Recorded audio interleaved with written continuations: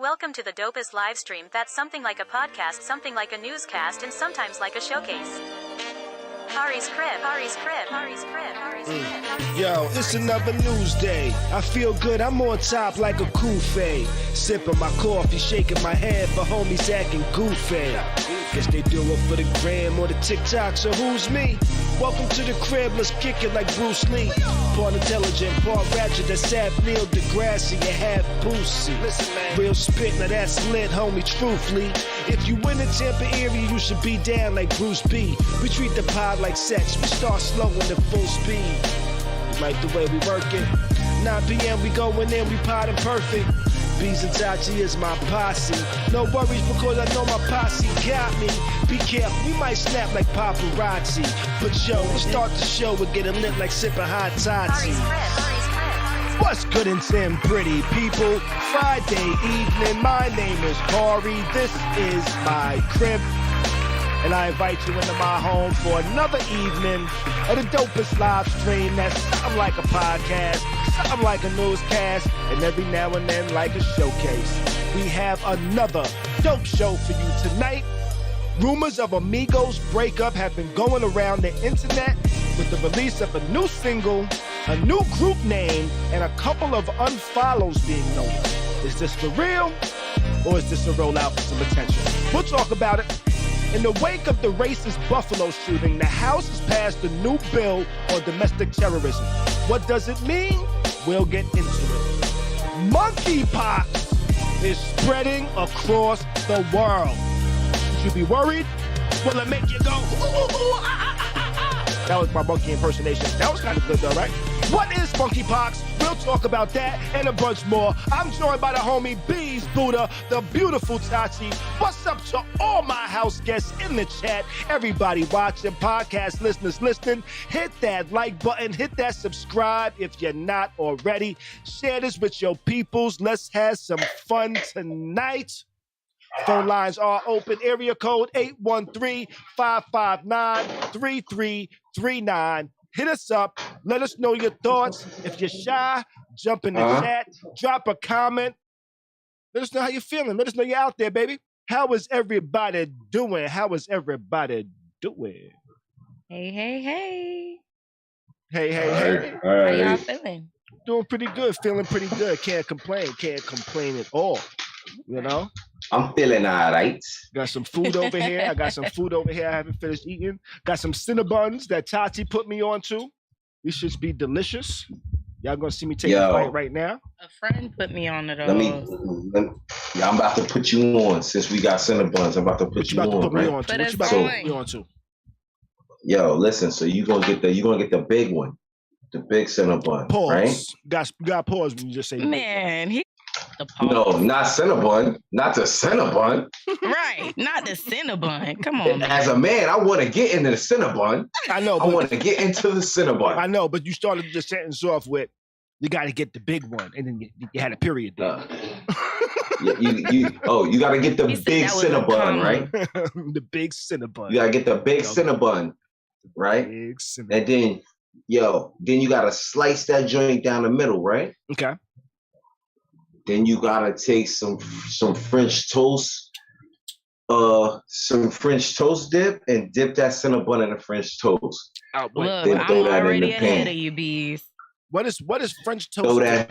What is French toast dip? It's like the egg wash. You know when people make French toast and they dip the bread in the egg wash. It's like eggs, milk, cinnamon, almond milk, cinnamon, vanilla extract, allspice. Mm-hmm.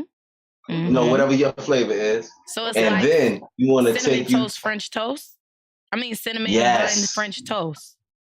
Yes, and then you take your little egg, scramble that up, a little bacon or sausage, whatever your preference is. Right. Some cheese, bomb. French toast, bacon, egg, and cheese. French toast, sausage, egg, and cheese. French toast, whatever it is, but it's the French toast Cinnabon.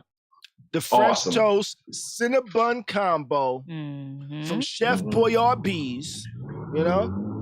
Hooking us up with the motherfucking flavors, baby. Hooking us up with the flavors. Oh, I gotta watch my cursing early in the show. You know what? Gotta watch the cursing. There is a there is a recipe for, what was it I saw? It was like a breakfast something. And she put like whatever meat she wanted, like sausage. I believe it was sausage. She put hash browns. I want to use hash browns, but it was cheese. And then she scrambled the egg and put it in, and all of this was in the crock pot. And she just let it go. Okay. And it looks so damn good. I'm going to try that one of these days. Okay, I made me a little breakfast scramble. That sounds good. Mm-hmm. Monkey cake. Mm-hmm. Mm-hmm. Monkey cake. Yep. Okay. Let's look at the chat. Real quick. He's talking about the cinnamon roll. Yeah, that is like what up, Wayne? A monkey cake. Got Wayne in the chat saying what up. Kimmy saying hey Tati. Hey Wayne Mills. Hey Kimmy. Hey Miss Cheryl. Hey Wayne. Hey Cheryl. What's up, Cheryl? Sean. Hey Kimmy.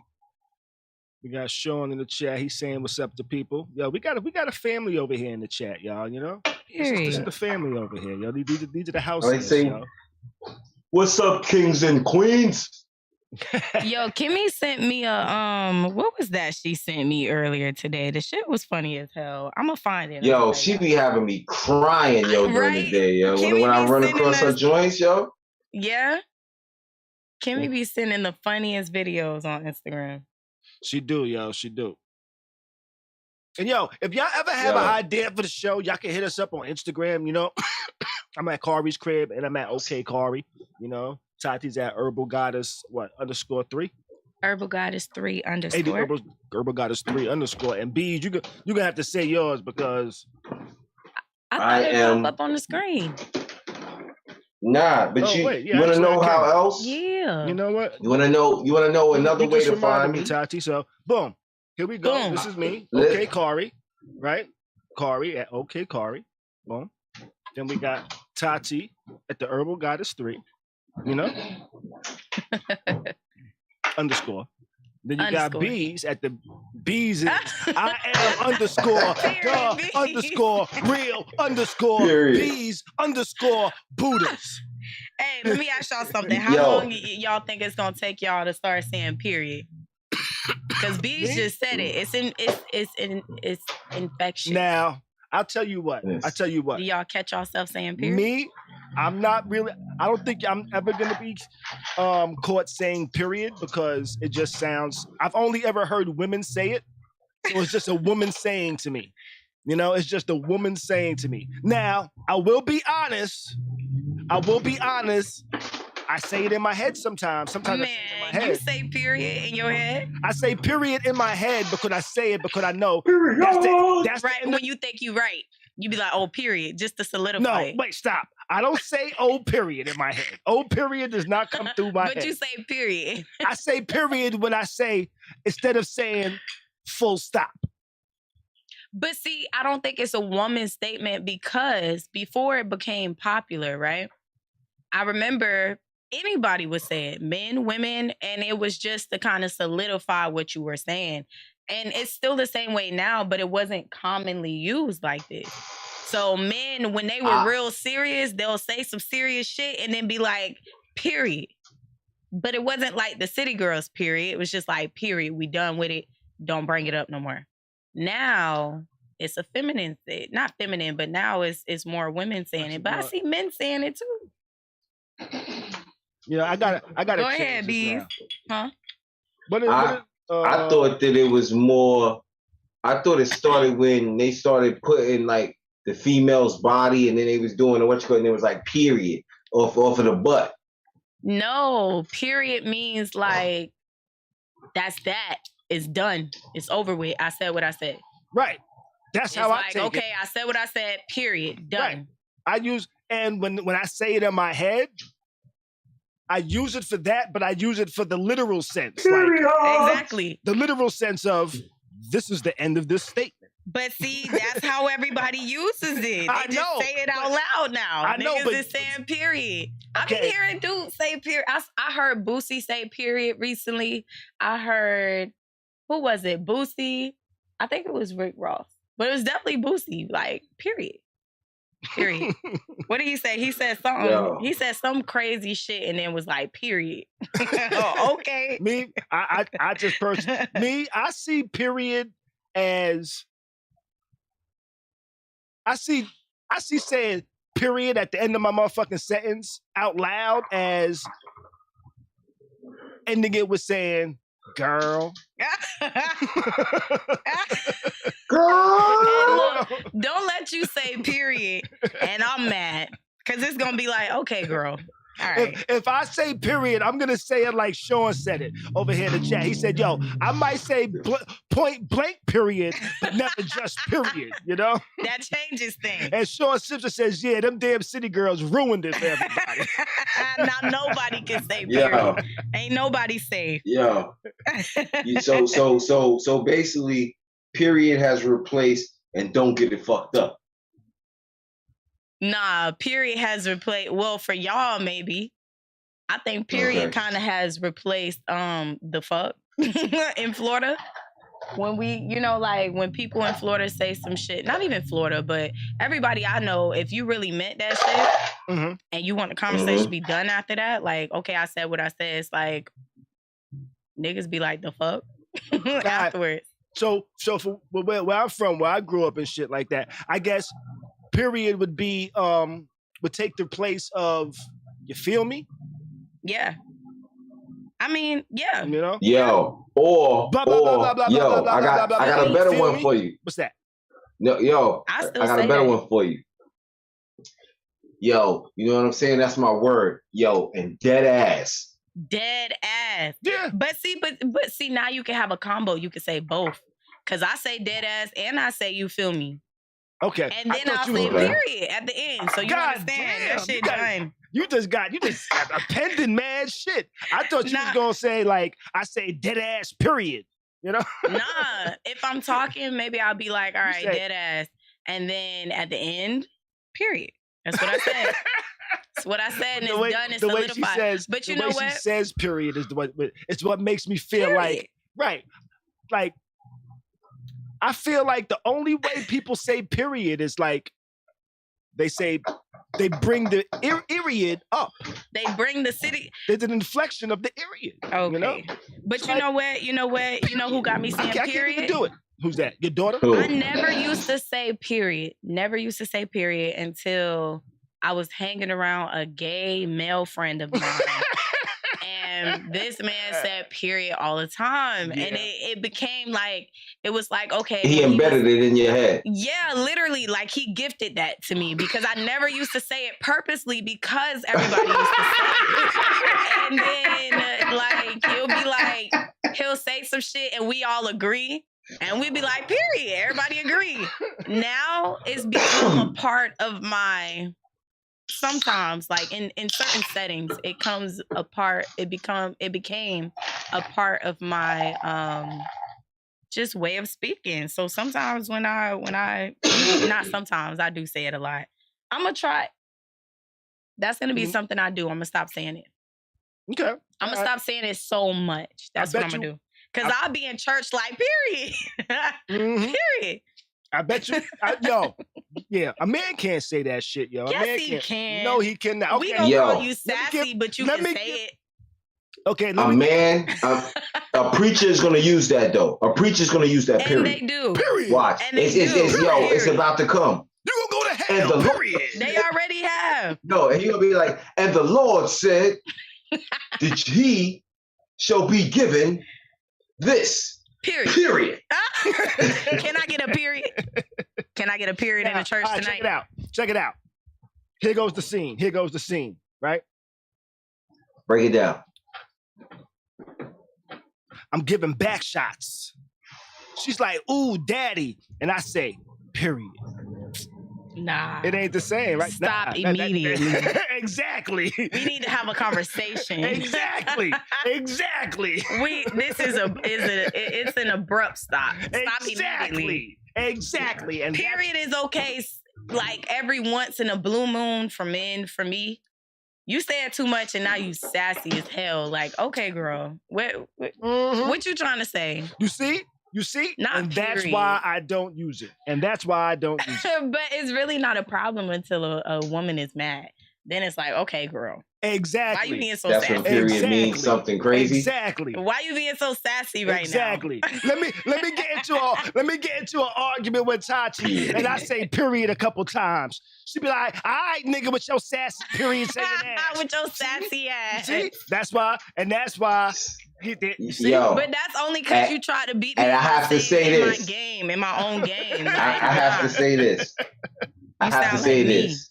If she breaks it down and she like, yeah, with your sassy ass period, yo, bro. You lost that argument. You lost that argument. Just go somewhere. Go and come back. Like go in the room and come back. Because there's you need a whole new focus. You know what I'm saying? You need a whole new focus. You sound your like sassy me right ass, now. period. Because you sound like me right now. You're a reflection of me right now. Come on, bro. You see? And that's why I will Don't never tell use me that period phrase, when we upset with each other. I might use the phrase just to piss a motherfucker off, though. You know? Period. But after it's an argument and shit, and I just want to state my point, I might say period. Just, never mind. But Sean, have you ever used this? One second. Sean over here in the chat says, if a man keeps saying period, he might as well take pictures making duck lips. Mine as well. Yo. And now you acting like me. Sean. I don't disagree. Sean needs to understand that I was just drinking something and it almost came through my nose with this food. He said you might as well do the duck lips. I can't, yo.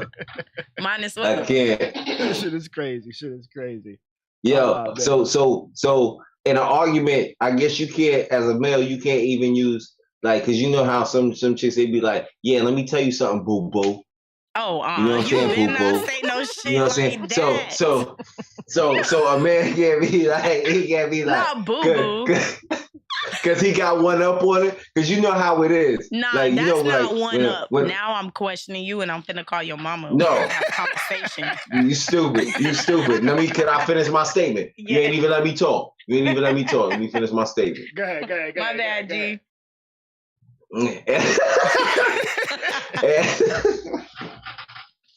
Now she want to be on New Yorkish. It's like, my bad, G. I can't. Go ahead. Nah, but you know how, boom, like, be in an argument and the female be like, yeah, boom, because she knows she got something on you, and she like, yeah, so let me tell you something, boo-boo. You finished, boo-boo? Oh. So a man, he got something on her. He can't be like, oh, so you finished, boo-boo? You finished, boo-boo? Yeah, he can't do that. No. Absolutely not. No. Well, boo-boo? It depends. Boo-boo. It depends.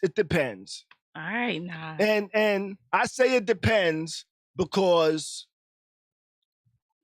if he's doing it because she's done it to him plenty of times, and he finally has a time where he could be like, oh shit, I got your ass. I got your ass. Yeah, that's where I'm going. That's what you talking about? Yes, that's where I'm going. Okay. That's where I'm going. So you use it one time. You said use it one time. I'm with that. Okay, you use it one time, then it's like, okay, you petty. Right. But now you use it. But let me say, look, you use it more than one time. It's like, okay, girl, because now, am I talking to my homegirl or am I talking to my man? What we doing? And then boo-boo has me concerned because people might still say boo. Mm-hmm. A lot of people don't even say boo. But some people will, Yeah. You say boo-boo too many times, refer to me as boo-boo too many times, I'm calling your mama. Calling your moms. Yeah. Now, if you say, I agree, if you say it too many times, that's one thing. But if you say it being petty and retaliation because you finally got something. Yeah. That's going to hurt my pride a little bit. And you right. That's going to hurt my pride a little bit. Like, all right. Yeah, see, that's the one I'm talking about. That's the one I'm talking about. I wasn't talking about the other one. You was like, you say boo-boo, Beez. I don't know. That's not the one I'm talking about. You talking about the one that's going to hit my pride. Like, Yeah. Okay, yeah. Like, that one I'm gonna actually, I'm actually about to go in the room and take a shower. I'm gonna take about an hour and a half. I'll see you when I get out, cause that one. All right, boo boo. Oh man, you ain't gotta worry about me. They go take a shower. Oh man. We just fell into this topic, yo. We just fell into this one. So, period. The statement, I think we all agree, is a woman-only statement. Yeah. In repetition. If it's a part of your daily language, yeah, that's a woman. If you say it a few times, just to, like Beez said, all right, cool. We gonna take that one. Okay. Sassy pants.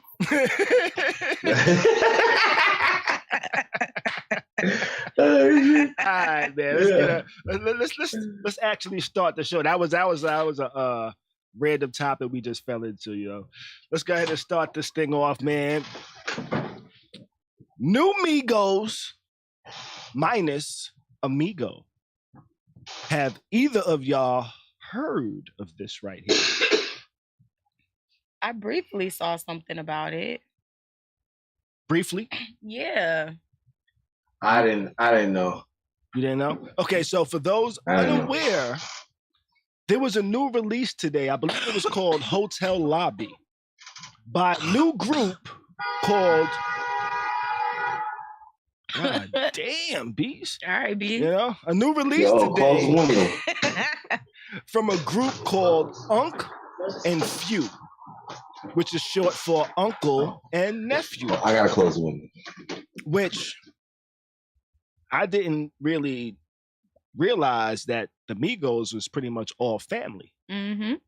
There was, I think Quavo is the uncle of Takeoff, and then Offset is the cousin of both of theirs. I think that might be the way that whole dynamic works with them. But there's a new group, Unc and Few, which is Offset and Takeoff. It's minus, which is Quavo and Takeoff. It's minus Offset. Now, normally people probably wouldn't suspect the group is breaking up, but there's been rumors that the group is breaking up because Offset has unfollowed both Quavo and Takeoff, and then was shortly followed by his wife, Cardi B, who then unfollowed both of them. Some people speculate that they might be breaking up. Some people speculate this is just a rollout for attention. So you'd be like, yo, what the fuck? Let me see what's going on. In the past, I think Offset and Quavo have had problems in the past that wasn't made public, but people kind of knew about it type of shit. Mm-hmm. Quavo was actually approached, I think either yesterday or today, by somebody from TMZ that asked him about it, whether the group broke up or not, and he didn't say no. He didn't say yes. He acted like he was about to answer, and he said, nah, never mind, nothing. Went and got in the car. He said, so I'm wondering if y'all broke up. You got this release. He said, yeah, Hotel Lobby, check it out. But didn't say whether they broke up or not. Now, do you think this might be a legitimate group splitting? They've been doing their thing for over 12 years. They first came out in like 2008. Their family. Or is this just a rollout? Is this just I think a diversion, media play because of social media? I feel like this. I have to ask some questions because I'm familiar with the Migos, but not completely familiar. I know they're the first of their style. I'll give them that. Anything after them that sounds like them is definitely influenced by the Migos. You know what I'm saying? But has anybody had a solo album? I believe Quavo had a solo album. I believe Offset might have had a solo album. I mean, let me Google. Okay, were these albums successful? I mean, just because it's the Migos, because you know how sometimes it's a group and you love the group, but then the group breaks apart and people make separate projects, and you don't love everything. You know what I'm saying? Mm-hmm. It's like NWA back in the days for me. Like, okay, I loved Eazy-E, I loved Dr. Dre, I loved Ice Cube. MC Ren was only hot when he was with the group. When he made that one album, you know what I'm saying? It was like he had that one hard song, and then everything else was like, oh God. Right. Mm-hmm. You know what I'm saying? Right. Like, some people are only good with the group because they only could make one verse dope for the song, not 3 dope verses for a song. They can make a song with people, but not by themselves. That's how some people are. But yes, Offset had an album called Father of Four. Quavo had an album called Quavo Honcho. I don't think Takeoff had an album yet. I think. Which one was locked up? I think Takeoff. Takeoff is locked up right now? No, not right now. He was locked up at a point. Okay, he was locked up at a point. Takeoff is honestly, a lot of people agree that Takeoff is the best one. I think so as well. He's the one. I actually saw somebody with their camp or something tweet today about Takeoff being the best one. He could be a great lyricist if he would just take rap serious, but he don't give a fuck. He said he didn't give a fuck when he started. He don't give a fuck now. I thought that was interesting. I like it because it's like if you do listen to him, he do say some dope stuff, but he is the quietest one. And a lot of people don't like all that attention, which is why I feel like they kind of did it together. But at the end of the day, like, groups end all the time. They get back together all the time, being that they're family and the way that they do things. Like when they be having issues, it don't hit the internet, you know? Right. So when it's between them, I think they settled that in Grandma's kitchen. Yeah, like when it's between, are they beefing right now? Probably. Probably some dumb shit. Some bullshit. Which is, you know, I'm not surprised to see that they only, you know, those two. I don't know if it's a group, but I don't know. I feel like groups break up, get back together, have problems all the time. Yeah, I think so. Bro, some of the greatest groups have broken up and got back together. You know what I mean? TLC, Backstreet Boys. Yeah, I used to love the Backstreet Boys, y'all. See, I think this is temporary. Child. I think this is temporary because they're like family, and they've been together since they was kids. So I don't think New Edition. New Editions broke up, got back together, broke up, got back together. Hella times. You know, and now they back together right now. They're back together right now. Right, they are. Where Wayne over here, Wayne over here in the chat was telling Sean, one group that's still together, New Edition, they're touring, and I'm going to be there. I definitely went and saw New Edition recently, and it was fire. You mentioned that. I remember that one. It was fire. Yeah. It was dope. Go see them, Wayne. They were lit. Bobby was if you tired, think about it, but he was lit. Say it again. Even the Jacksons broke up and got back together. Who? The Jacksons. Oh, that's Jackson true. 5. That's true. That's why I'm not worried, you know. And then them Cypress being family Hills. too, I'm not worried. Cypress Hills broke up. Now, and got back together. What constitutes a breakup? Does somebody have to say, "Man, fuck this group, we breaking up"? Yeah, they probably in the room like, fuck this shit, fuck y'all. It all, you know? It all depends with some of them, like what's the breakup for? You feel what I'm saying? Like for instance, like Sin Dog left, he broke up with Cypress Hills because he got to a point where he was like, yo, you know what? I don't like this shit no more. Like, I don't feel like me, this and that, da-da-da-da, and I'm leaving the group. And he went and started a whole nother like group and all that. But it wasn't, the other group wasn't of like, what you call it? He basically was part of like a motorcycle club. And then he like really got deep in with the motorcycle club. Then he started a group within them. And then I say like maybe 4 or 5 years later, he hit Be Real back up like, yo, you know what? Like, you know, I've been through my thing, whatever, and I'm ready to come back. That's cute. You feel what I'm saying? Now, Wu-Tang Clan. They don't broken up and gotten back together. they don't always get together, but nobody's officially said, hey, the Wu-Tang is broken up. People speculated, but nobody's actually said, hey, there ain't no more Wu-Tang because I ain't fucking with it. Right. Because that don't always have to be said, you know? Arguments can be arguments sometimes. Wu-Tang will never break up. And you want to know why? Why is that? Because Wu-Tang is forever. Period. now, what's the difference between that and like a Outcast? There was rumors that the Outcast broke up, but they never broke up. They never broke up. See, that's the whole thing with them two. They never broke up. He said, because even Big Boy says it in the song. And matter of fact, in the way he moved, you're right. He says it. You're right. He said we took a little break because my boy went off to do a little acting. Period. And that's for anyone asking. You know what I'm saying? That was the bar right there. Now it's like, okay, here goes a group I could use. Mobb Deep. They broke up, but they broke up and got back together, but none of us knew about it. And the only reason I know about it is because Havoc spoke about it on an interview where he said, we broke up for like a year or two. On Drink Champs. Yeah, he said we broke up for like a year or two, but we didn't tell nobody, but we just wasn't fucking with each other. We wasn't making music together, and there was really, we didn't know we was going to get back together. Right. You know? I expect that to happen in groups though. Like you have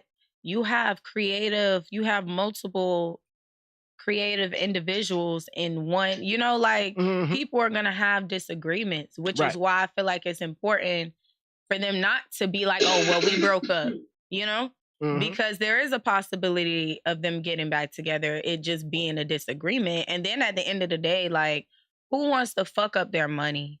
I think that groups can, like, people can individually go and have bodies of work and they still be a group. I feel like that's cool. Like, that's why I think that can happen too. Yeah, but we see this happening in groups all the time.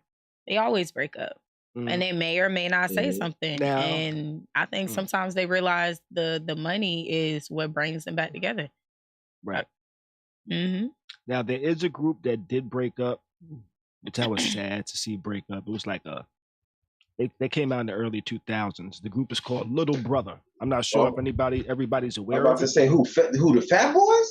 You know? But I haven't heard of them. Little Brother, dope ass group, yo. They consisted I feel like they consisted what of was the song? They consisted of Ninth Wonder, Pooh, and I forget the other dude's name. They had an album called The Minstrel Show. It was a West Coast thing. Nah, they was from North Carolina. The Fugees. Okay. Fonte, Big Pooh, and Ninth Wonder. Where Ninth Wonder actually went on to be a super dope producer. Big Pooh's been doing some things. Fonte's been doing some things on his own. I think one of them actually came out with an R&B album as well, which was kind of fucking dope, yo. But that was a dope ass group. But something happened with them. They broke up and they never got back together. You know. But I think these guys will get back together. The Migos. B2K. The Migos, I think it's still too, what you call it? You remember Pretty Ricky? But they broke back up. Pretty Ricky broke up, and them niggas was brothers, right? They was family. They was family, yeah. They broke up, and then everything wasn't the same. Yeah. And they still beefing. They was on Love and Hip Hop and everything. You know what I think? You know what I think matters? You know what I think matters?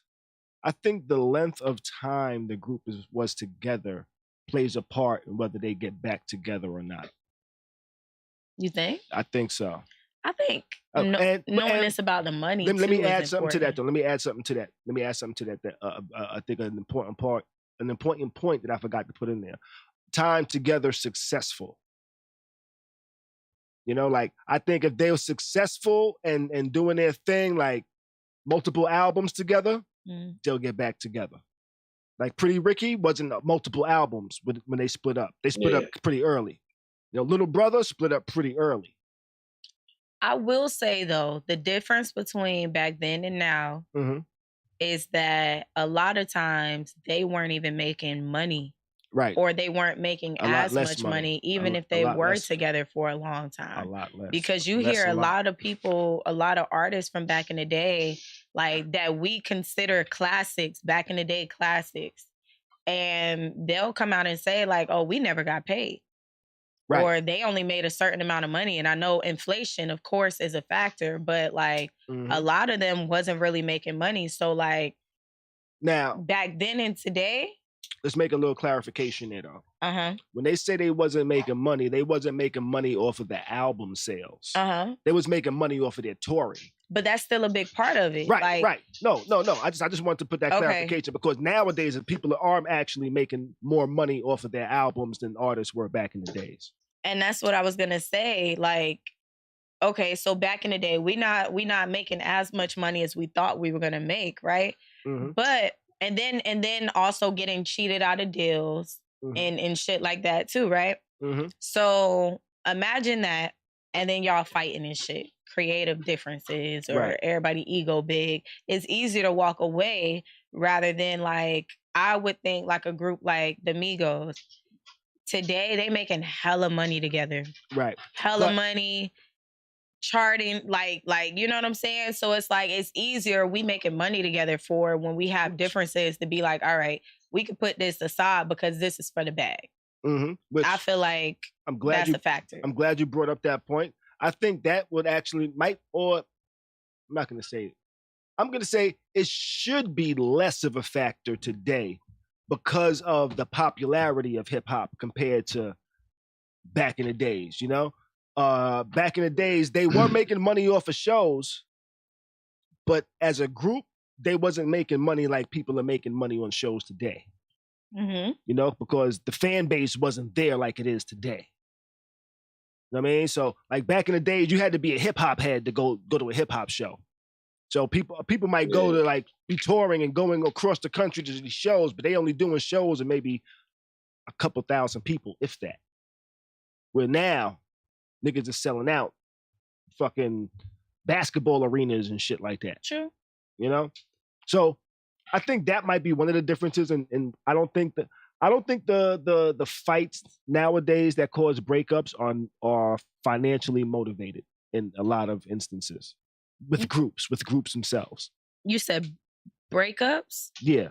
Okay. Group splits and stuff like that. Nowadays, I think those are more creative differences and personalities. Well, no, that's what I was saying. Right. I wasn't saying that they were breaking up because of the money. I was saying the money is probably a reason for them to come back together. Right. Yes. Nowadays. Definitely nowadays. You are you are definitely right nowadays. Shit. Oh, fam, the Beatles. Yeah. Fam. Like when they broke up, you know what I'm saying? If they would have got back together before John Lennon got killed? Who killed John Lennon? No, yo, fam, do you know what type of bread? Yeah.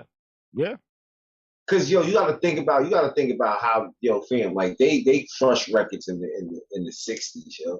Like, and I know people be like, oh, that was back then, this and that. You gotta understand, if money was still equal to the same value as it was, you know what I'm saying, back then the way it is now, it would have been the same thing. Yeah. True. Because we be getting paid the same as milk wouldn't be 5 cents a gallon. Man, look, I miss those days. You used to get a lot with $1 back then. Oh, man. I'm just saying, you can't even get shit for $100 these days. Facts. I hate leaving the house. Yo, I remember on my block, $1? Yo, that was a slice of pizza and a quarter. Come on. What? I'm $5. $5. Me and my friends, we eating. Yeah. We going to the corner store.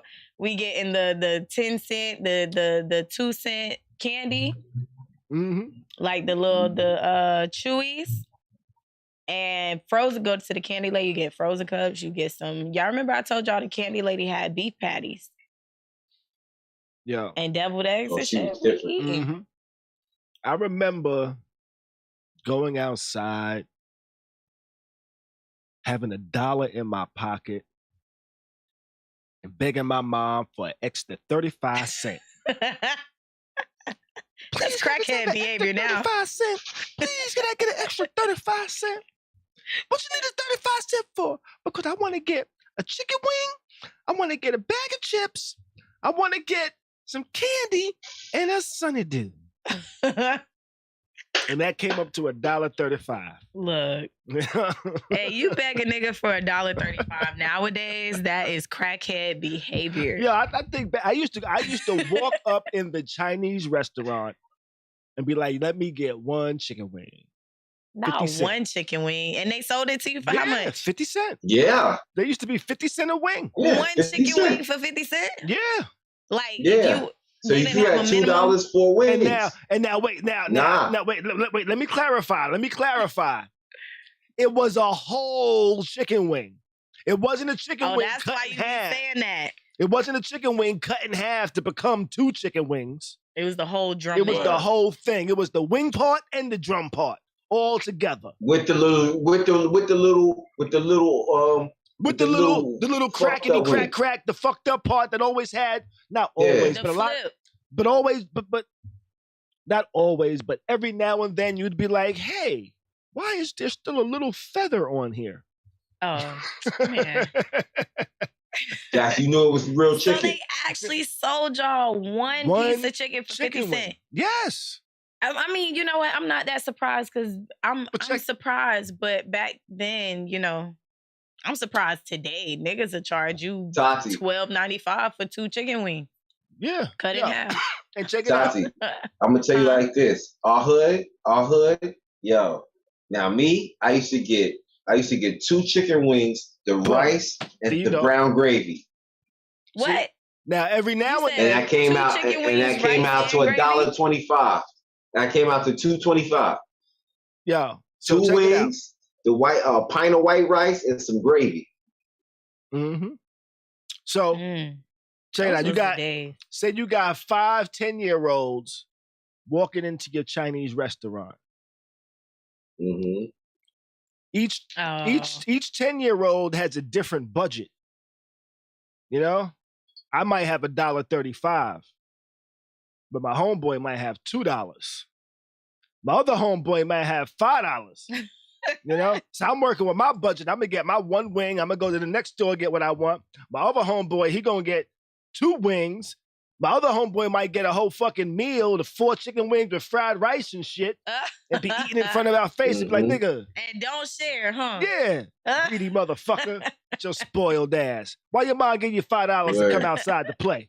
God damn it. Why your mama ain't give you $5 to come out and play? My mama ain't have $5 to give me to come outside to play. See? Fuck you go. What you need money for? You hungry? Come upstairs. He could have shared. There's food in the house. That's what my mom used to say. Not as food in the house. Yo. I'd be like, can I get a couple dollars? I'd be like, can I get $1 to go out when I go outside? What you need $1 to go outside for? I might want something to eat. I might get hungry. If you get hungry, come upstairs. Make a peanut butter jelly sandwich. Make a tuna sandwich. We got leftovers from last night. What you want to go outside spending money for? That's what I would get when I used to ask for money to go outside. So I used to have to come up with shit. I'd be like, I want to get some baseball cards. I don't even like baseball. Man. It be like that. Oh, man. Shit, I remember, my pops used to give me $10 a week, yo. Oh, you was lucky. And $2 a day. That's $2 a day. It's $2 a day. You got allowance?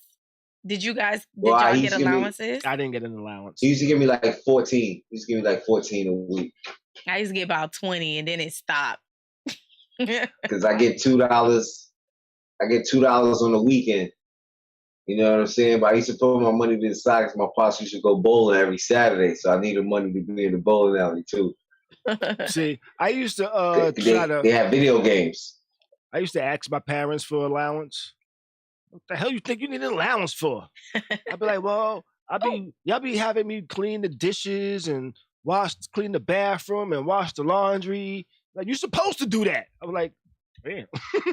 Look, my parent, that's why my allowance stopped. My mama said I was supposed to do that. Yeah.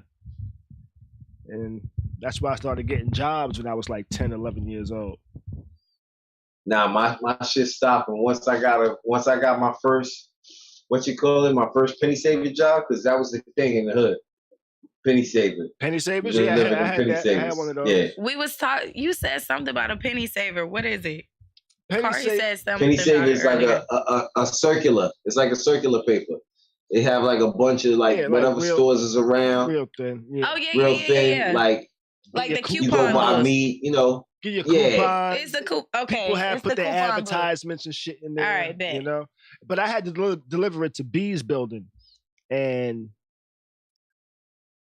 Beez building, his elevator, one of the elevators had a fire in it. And it didn't work. Right? And it didn't work for like 2 years before they finally fucking fixed it, yo. That shit was fucked up, yo. Yo, so that one building had one elevator for 24 floors. And each floor had about 7 apartments on it? That A through what? A through what? I want to say J. C, D, E, F, G, H, I, J. 10 apartments on it. Yeah. 10 apartments on it. 24 floors. That's 240 apartments to deliver. Did I do that math right? Yeah, 10 times 24, yeah. That's 240. Well, no. No, 240. It's 220. It's 220. There's no first floor. You're right. 220 apartments to deliver these papers to with one elevator. What the fuck? 30. 30. 30. 30. 230. Say that again? Because technically it would make it 23 floors if there's no first floor. There's 10 apartments, 230. 230, 460 apartments for me to deliver papers to because building 30 had A and B. Wait, so altogether, hold up. So altogether, you had to deliver to 460 apartments. Mm-hmm. Yep. And when I got my first check, I quit. I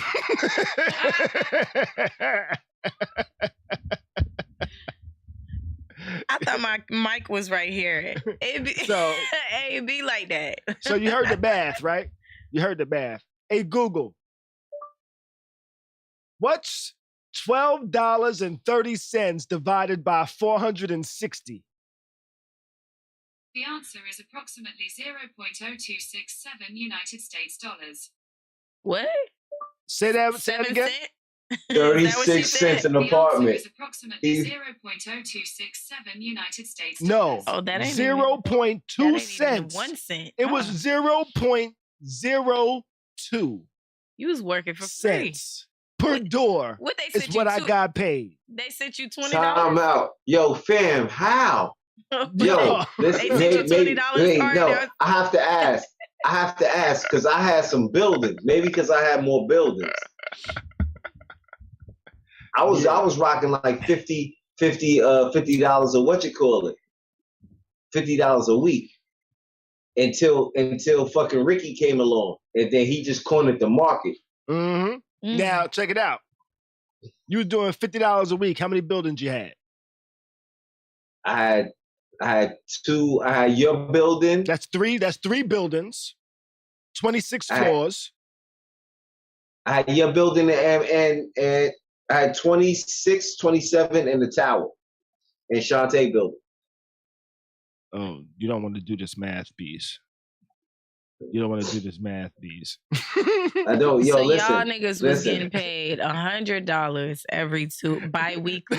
Yo, Beez. Beez was getting paid $100 bi-weekly. Let me tell you Beez math right now, right? Tati, and I was what you call it. Beez had to do the triple core. I was 10, 11 years old. The triple core. He had to do the triple core. So that's 26 floors minus 1 means 25 times 7 apartments. That's 175 apartments in the building times 3. That gives us, what's that? 525 for 27. Then you had what other building? I had 30. 33.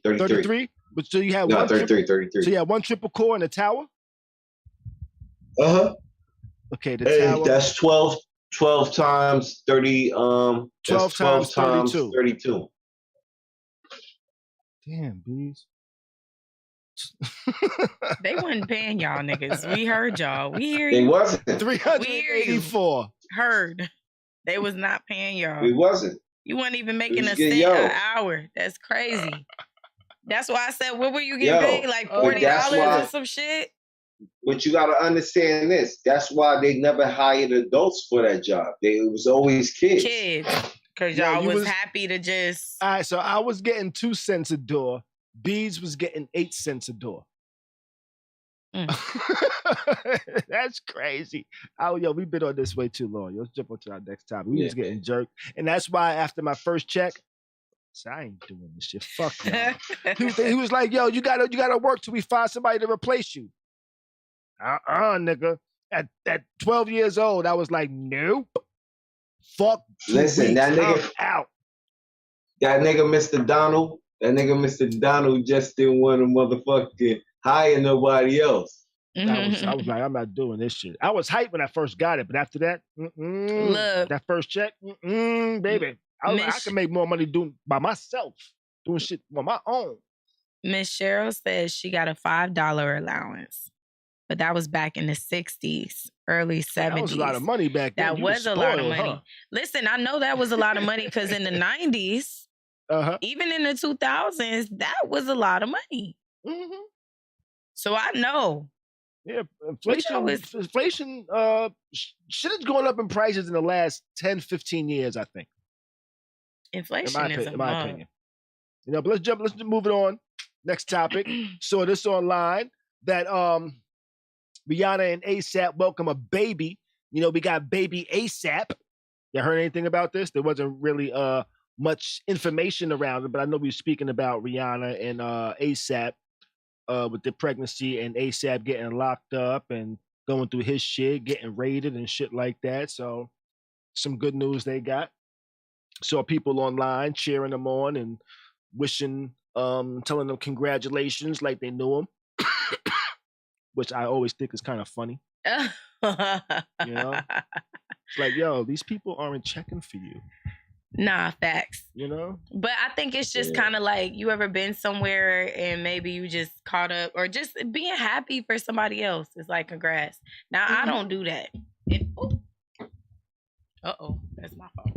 If I ever comment on celebrity stuff online, it's some shit I'm just thinking or maybe some dumb shit. I'm never going to be like, happy birthday. Right. Happy anniversary. Right. Congratulations. Like, that's weird. Right. Them people don't know y'all. That's like me and my gram. Yo, you don't wish me a happy birthday? I'm not wishing you a happy birthday. Yo, listen, I'm definitely not congratulating. I'm definitely not congratulating you on your child. Like, yo, you know, it's destroying everything. You know what I'm saying? And new life is always beautiful. But I'm not like, yo, Asap, you did that. Right. You did that. Congrats, son. Nah. You know what I'm saying? Because at the end of the day, I don't know you, dude. I don't know you. Hey, I'm happy for you, but I don't know you. Now, you know what's wild though? You know what's wild? As we're all saying this, I'm saying to myself, at the end of this segment, I cannot now say congratulations to Rhianna and Asap. You know? No, we gonna say it because we're on the podcast and it is a congratulations moment. I know, but I'm just not gonna be thirsty under somebody's post like this, bro. That's a lot. I know, but after talking so much shit about it, it's just gonna be funny to me. Well, I'm gonna still say congratulations. Me too. No, I love it. I love that Rhianna is having a baby. I think it's beautiful. It is. So congratulations for real. But y'all motherfuckers under the post is weird. Yeah, but see, I'm like that. I'm like how, you know, like, yo, you know, she had a baby, congratulations. I'm like that, but I'm not like gonna go on her page and be like, yo, right. You know, you did that, girl. You love that baby. Right. Yo, I can't wait to the first birthday. And that's a lot. Like you gonna be there. Instagram like you gonna be there. Oh, do any of y'all watch Instagram aunties? do any of y'all watch Jesus and Mero? Sometimes when you watch it. So that's the two dudes. The two dudes from the one Bronx. dude's from the Heights and the other one is from. Yeah. Well, one of the latest episodes, they did like this little skit where they had a baby shower for Rhianna and nobody. No, they didn't. And nobody showed up, but Maurice Dubois. What's the news anchor's name? What's the news anchor's Maurice Dubois. Yeah. Dubois or some shit like that. I know I'm saying it wrong. But he showed up. I know what you're talking about. He showed up, and that's the only person that showed up to Rihanna's baby shower. I thought that was kind of funny. But there was probably people out there that had baby showers for Rihanna in her honor. That she don't even know about. Right. She don't even know about. That? I don't do that, but I bet there's people that do. God, y'all are weirdos. Listen, there's people that do. Got a whole registry and everything. Then everybody have a whole registry. I believe it because I believe Rihanna's fan base is just as large and as extreme as a Beyonce, a Nicki fan base, and niggas really be wildin'. Can you imagine? What's the lady name? What is the lady's name that killed Selena? What's her name? I don't know. All I know is she worked for her for a minute. But her, like, she was one of those type of super fans. That shit is weird. Yeah, guys. No, there's people that's do shit like that. Like there's people that have birthday parties for Michael Jackson. Oh, before he died. Y'all didn't even know this man. Right. There would be people that would have parties with Michael Jackson themes on Michael Jackson's birthday. Just because they loved Michael Jackson. It wasn't their birthday. Right. It wasn't nobody's birthday but Michael Jackson's, but they had a party and you had to dress like Michael Jackson. Had a Michael Jackson You know party. what, though? Let me tell you something. I'm not going to lie. When Michael Jackson died, we definitely cried a little bit. Yeah. We cried. I heard it. And I didn't know him. So We knew his music, but I don't know his music that well to throw a party for the nigga. But you would cry for him? I didn't cry. I was sad. I was sad for him, Right. I'm sad when I see somebody I never met die on the news. Oh, okay. Well, then I would cry for him. Maybe, okay. I don't know. Maybe there are some people, certain influences that, I don't know. I think it's weird that y'all do all that, though. Yo, you know what's extreme? That's like my old boss. When Michael Jackson had died, right? Like he was a Michael Jackson extremist. Because he was like, yo, he said, yo, if I ever got the chance to catch up with the guy who killed Michael Jackson, he said, yeah, I take my gun and boom, pop him dead in his fucking head, yo. How the fuck you gonna do that to Michael Jackson? And I'm like, oh shit. Now, and mind you, this dude is like, he's Arabian and whatnot. Like he meant that. Yeah. He meant that shit, yo. Lord. Yeah. And he probably wanted to say, and it won't be the first time. And got away with it. Yo, listen. I know he got some bodies. He told me his story. I know he got some bodies. Motherfucker. Yeah, he got some bodies. Yo, I tell you what. Bodies. When I was young, the hood me and Beez grew up in, I tell you what, I feel like some of the dudes that worked in the deli had bodies. Oh. Because they wasn't born in the U.S. They was born in like Iraq or somewhere in the Middle East. Right, yeah. Because these motherfuckers used to have pictures hanging up on the wall. Of what? Of them holding like AKs. Big guns. And like holding AKs and shit like that, just chilling. That was and I'm like, yo, y'all little niggas. It's don't like, steal shit in this No, store. but check it out. What was the little nigga's name? He's not a little nigga no more. Like he was like Cub or some shit like that. What was his name back in the days, yo? Oh, my man, Animal Cub, David. Yeah. He was like the youngest one. He was like 10, 8, some shit like that. And he had pictures holding shit up. Like, yeah, nigga, what? Yo, that's my birthday twin, yo. That's my birthday twin. You're like, yeah, nigga, what? Holding a big ass AK. Well, he wasn't holding it like that. He had the shit with two hands because he could barely hold it. But They probably did kill some niggas. Don't steal in their store. I wouldn't be surprised, yo. Yo, listen, I know that little nigga that caught a body too at a young age. Because he said something one day, he was like, yo, what? He's like, yo, you ain't willing to strap no bomb up on you and run up in nothing. He said, I'll do that shit. And Allah take care of me. And I was like, oh shit. Like Dave. Who said this, what? Dave, we ain't gotta get there. Like the little Arab dude, what you call it, was growing up. He worked in the store, but we seen him grow up. You can't say that nowadays. You gotta. Nah, you can't say that now. You know, when I found out, 90s. This was like the early 90s. You know, when I found out you couldn't say bomb or some shit in the airport, like even I didn't know that was a thing. Like you can't do that nowadays. I don't even think he would think of that. What you call it? He had kids. Once he had kids, he was talking other shit. You know what I'm saying? He moved. He the only one to move out of the. Yo, and he moved to a country town too in North Carolina. He said, "I ain't even scared." Yeah, he's the one I don't ever see when I go back home because he's not there. Nah, he's in Raleigh. I remember him. That's my man, yo. I still keep in touch with David, yo. That's my man, yo. That's what's up. Yeah, Animal Cub, yo. I knew something. I remembered something. Yeah, I gave him that name. I know, yeah. Not I gave him that name. You know what? Let's move it on, though. We're going to jump into tonight's topic. Unforgivable acts. Can you take a person back? And I came up with this topic because Tati and I had a conversation earlier this week where she told me some shit, and I was like, that is wild. What I said? That, you knew somebody that got cheated on. Uh-huh. And when they found out the details of the cheat, they was a little bit disappointed.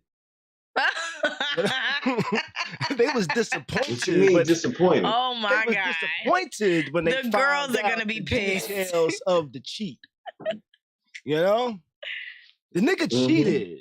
Yo. And when she found out that he cheated and he didn't fuck, he just gave her head. No, okay, wait a minute. Wait 1 second. All right, go ahead. Shit. And I'm gonna clear myself up. He just gave her head.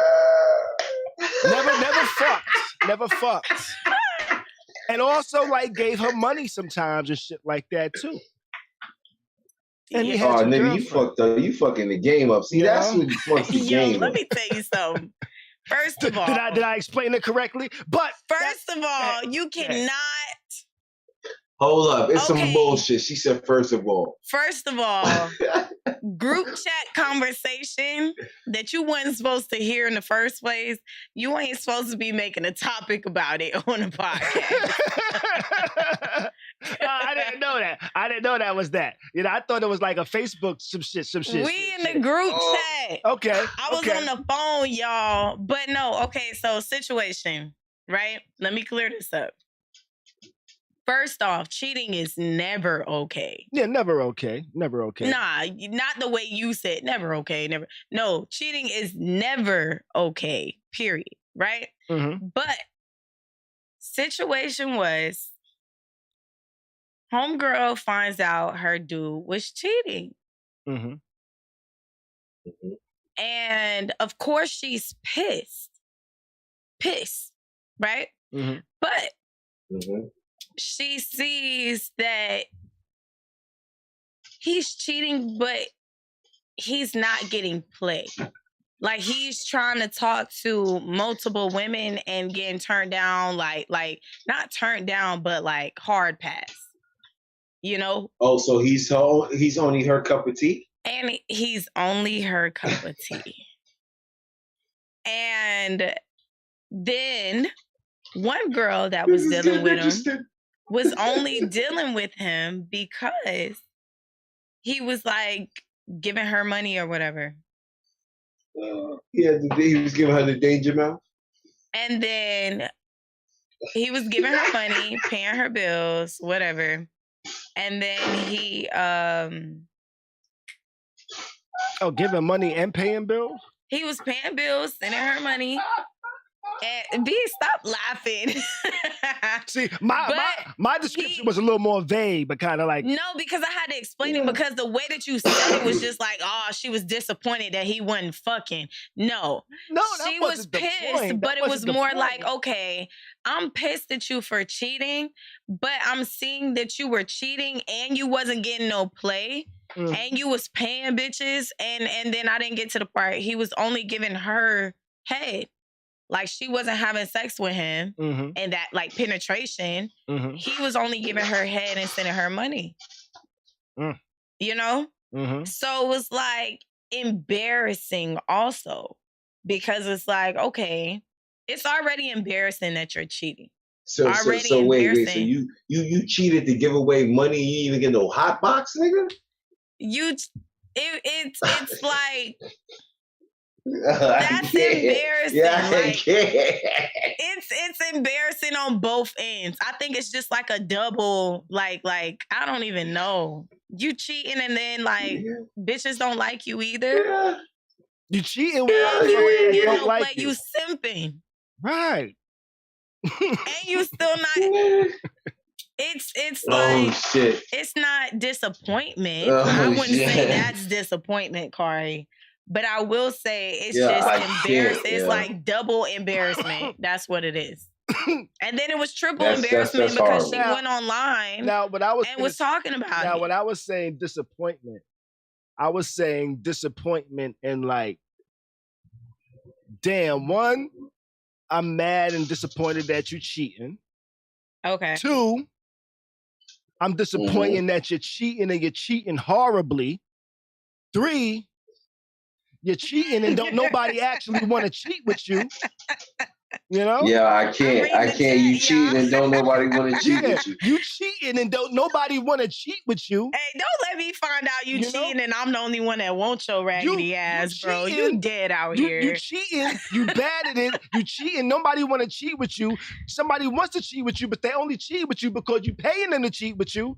And then embarrassment.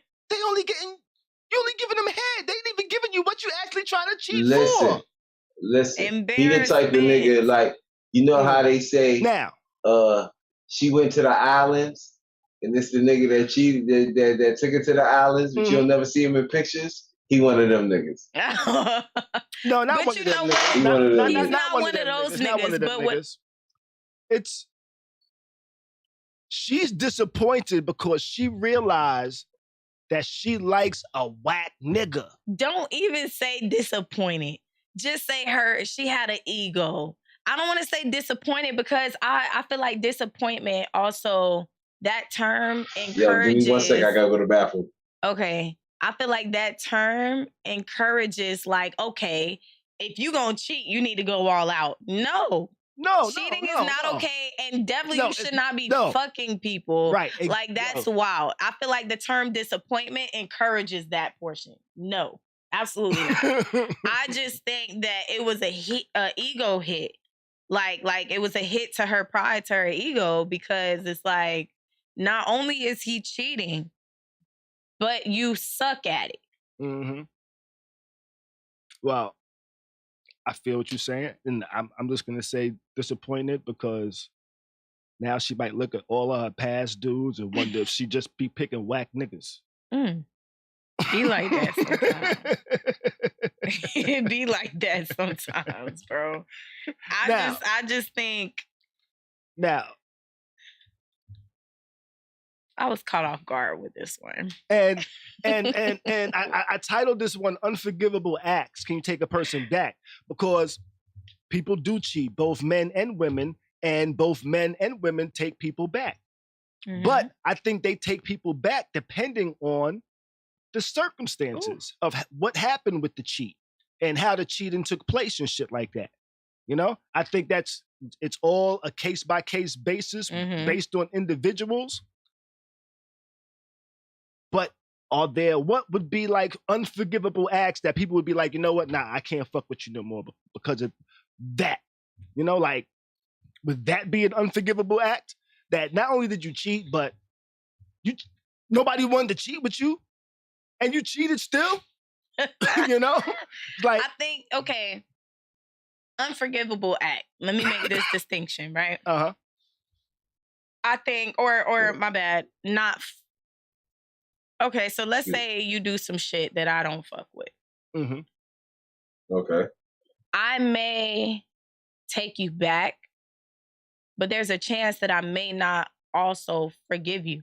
Mm-hmm. You get what I'm saying? And that be the case a lot of the times. Like, people do shit and or things happen, and it's like, okay, there's certain boundaries, I guess, you have for yourself. Certain things that you can, like, okay, I think cheating, personally, I think cheating is a thing where it's like, okay, maybe we might move past it. I may not forgive you. You get what I'm saying? Like, we may move past it. I may not forgive you for it, depending on the circumstances. Mm-hmm. So sometimes in those situations, it's like, okay, maybe it might seem like the person or they get past it. And I'm speaking in this situation we were talking about with he was cheating and sending money and shit like that. Mm-hmm. So it's like, okay, she took him back, but it's because she wanted to move past it. But did she necessarily forgive him? No, because she still doesn't trust him. You get what I'm saying? Yeah. She's probably mad because she was kissing him in the mouth and he was coming back from paying to eat a box. Not and that's it'd be shit like that. Nah.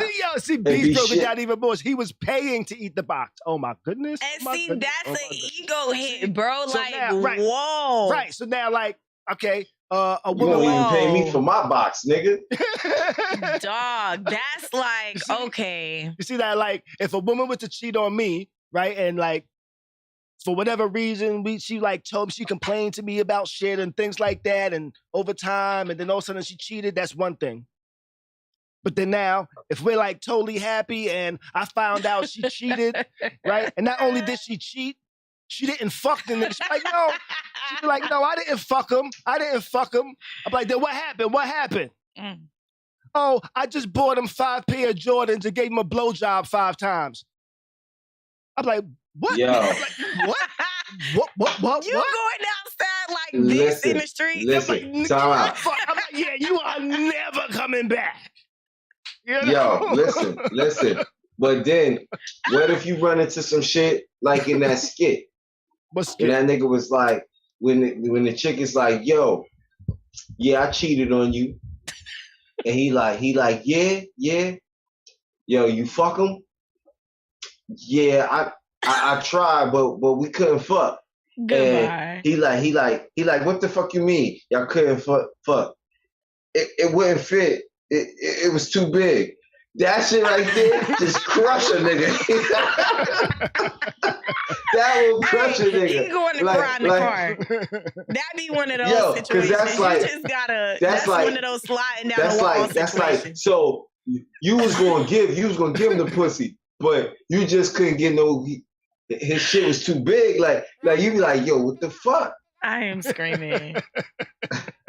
That's a hit to pride. Like, yeah, cheating hurts regardless of what form it is, but it's like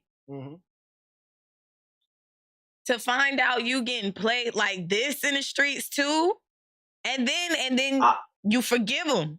You forgive them. Now you know as the bitch, because females definitely talk about it. This is this dude. He tried to talk to every female. Don't nobody give him play. And this is his girlfriend. I feel bad for her. Those are definitely conversations that women have, which is why it's so embarrassing. Like, you know, cheating is already embarrassing enough, but you cheating and not getting played, and you're not getting played, but you getting used? Yeah. Yeah, nah. Yeah, you gotta go. Matter of fact, I need my lick back, cause nah.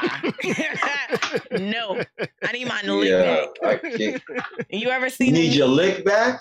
You ever seen the meme where they be like women, when women cheat, it be with astronauts and shit? It's gonna be one of them situations. You fuck around and be cheating and don't get no damn You're not getting play and you paying just to eat the box? That's crazy. Nah, absolutely not. That's embarrassing. That is embarrassing. But the worst part was that, not the worst part, but it was even worse because we wouldn't have known about it. Like, for us to talk about it today, we wouldn't have known about it if she didn't post it online and screenshots and text messages. So that was the biggest embarrassment of it all. I tried to make it vague. No, but I mean, since you wanted to talk about it, let's talk about it. Yeah, hey, we talking about it now. Yeah. I'm not naming people. I don't even know them for real, personally. Like, this was just conversation. But that was the biggest embarrassing part for me. I feel like if I was in that situation, is like, I wouldn't have told nobody about that shit. But my close friends, I definitely wouldn't have been on Facebook, Instagram, nowhere talking about it. So, yo, fam, that's like what you call it. So, vice versa. It's like, oh, so you just giving this nigga dollars and sucking his dick? Exactly. Oh my God. Exactly. The fuck? But okay, let me ask you something. Would it be worse if she wasn't giving him dollars than she was just sucking dick? Listen, I feel like still just as bad. No, I think the buying Jordans and sucking his dick makes it a little bit worse than her just sucking his dick. Yeah. Yo, because I don't know how many nights you may have came in here with some kids. And kissed you in the mouth? Mm-hmm. Yes, exactly. Exactly. And that's that right there. It's After buying him Jordans? Oh my God. And you don't buy me Jordans? Oh my God. I might have to go a little Bernie Mac. Like that. I might listen, I might have to go a little Bernie Mac. I ain't gonna even lie to you. He said, oh my God. To the motherfucking white meat. You heard? To the motherfucking white meat. To the fucking white meat. I know that's right. To the white meat. Y'all stupid. All right, but let's move on. You done came in here and kissed me with twins. Twins. I need a DNA test on all these kids in this bitch. All of them. I don't know if you swallowed them or not. Oh, man. That is crazy. I was moving on. Not twins. Oh, shit. We gotta move on to a little more serious shit. I'll be back. We spoke about a little bit. We kind of touched on this briefly the other day, actually, when we was talking about the whole Buffalo shooting. And right on the heels of the Buffalo shooting, the House has passed a domestic terrorism bill. Passed by the House on Wednesday night in a 222 to 203 vote. All 203 votes of no were Republicans. You know, this bill comes in the wake of the racist attack in Buffalo, has left 10 people dead. This isn't the first time a bill like this has been proposed. It's happened back in 2017, but it got stuck in Senate because of lack of support. So it's interesting, you know. This bill is supposed to fill gaps in intelligence sharing among the Justice Department, Department of Homeland Security, and the FBI so that officials can better track and respond to a growing threat of white extremist terrorism. So it's trying to create more organizations. I have to ask this: when that law was like pushed to the side, that's when Trump was in office too, right? Yes, I believe so. This was 2017. Was when that happened. Yeah, there wasn't much support for it. With this bill, and you're saying basically all the Republicans said, "Yo, they not fucking with this bill," right? It leads me to think, what do you as Republicans have to hide? Like, why are you so against this bill? You understand what I'm saying? But then at the same time, I gotta look into this bill. I need to know more on this bill. You know what I'm saying? Because what is truly categorized as domestic terrorism in America? You understand what I'm saying? Right. Who is the domestic terrorist? You understand what I'm saying? Because they'll flip it and say next thing you know, in Buffalo, I'm saying per se. I'm not saying what you call it, but the Buffalo dude, they be like, oh, he's a hero. He's a patriot. He was a monarch of the country. He was trying to do within the country. He wasn't a domestic. They'll try to flip and bounce that shit on some other shit. Feel what I'm saying? Mm-hmm. So I just wonder what's the loopholes in that. What's the, is this gonna be another Kyle Rittenhouse type thing where this I don't think it's gonna be a Kyle Rittenhouse. Kyle Rittenhouse, people were kind of split because of the self-defense portion, how it happened. There was like protesting going on where some people look at protesting as looting, and I think that's why that distinction wasn't made here, because this guy just went on a pre-planned attack.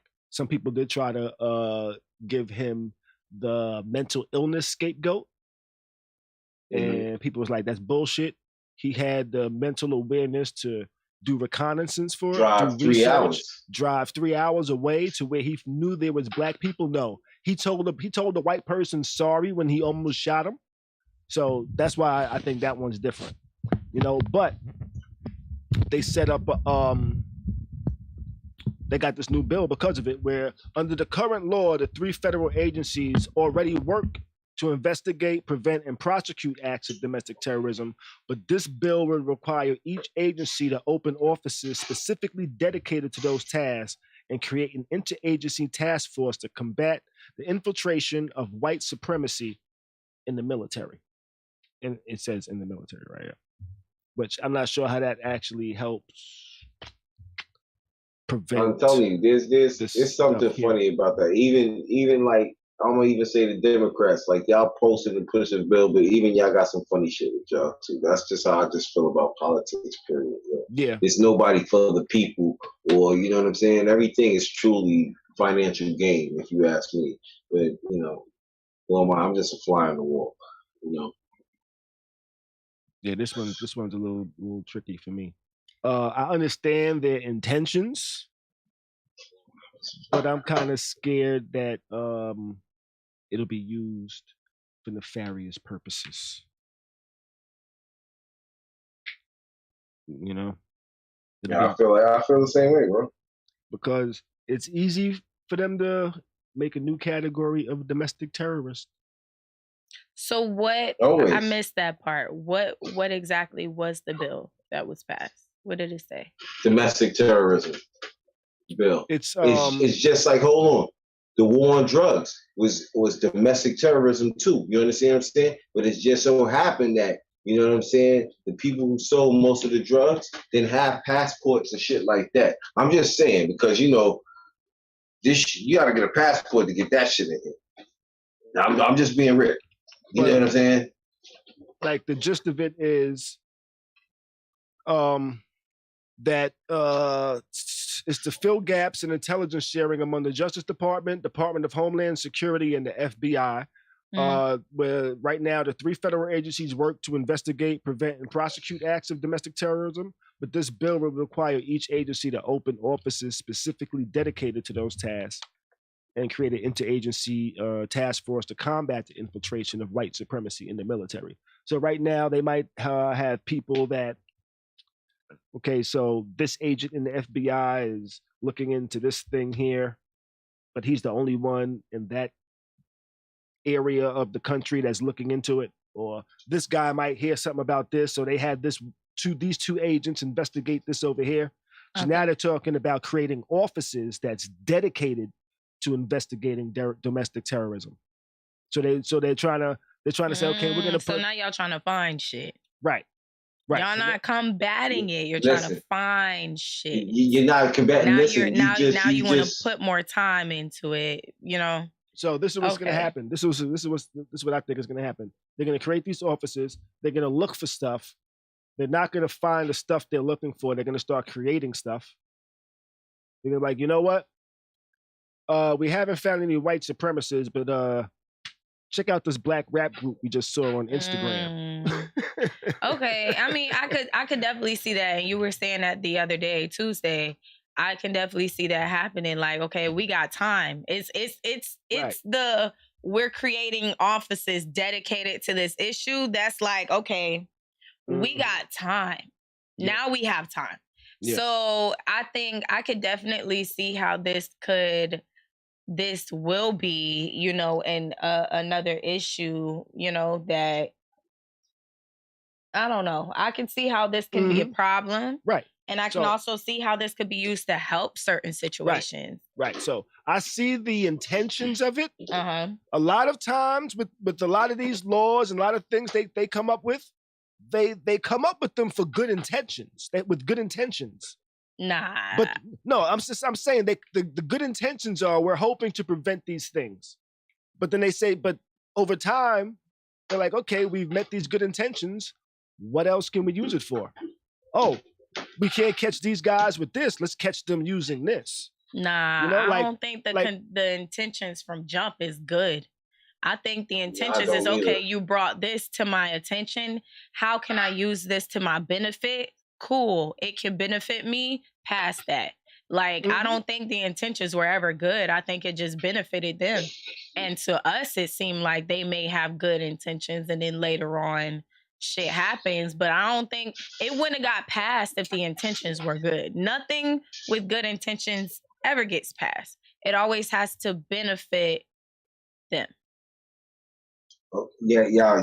Now, may I, in my opinion, step in and say the benefit of this is a new economy. Uh-huh. And when I say with a new economy, because now you got a bunch of new jobs. You got a bunch of new office agencies and all that other stuff. It's just like, when they make homeless centers and wellness centers for mental health and all that shit, if you really look at it, they don't do nothing for mental health. They don't do nothing for homeless. They just make these agencies and make so a bunch of people can have jobs. You understand what I'm saying? Because it's just like, there's a in my building. There's a mental health agency that they got in my the police department's mental wellness agency and all that, right? And the lady basically came to me and was like, started talking about some of the people that I see on a regular basis, because some of them be trying to live in the hallway and shit. I see she asking me like, oh, so you know about him? Oh, he's okay. This and that, but you're not doing nothing to help this guy. You feel what I'm saying? Like, it benefits them. It benefits them. It's just extra jobs. It's just extra jobs for fucked up people. That's how I feel. Everybody ain't fucked up with those jobs, but most of those jobs are for fucked up people. Well, I think when they pass these laws and shit like that, they're looking for an immediate benefit that looks like it helps the public.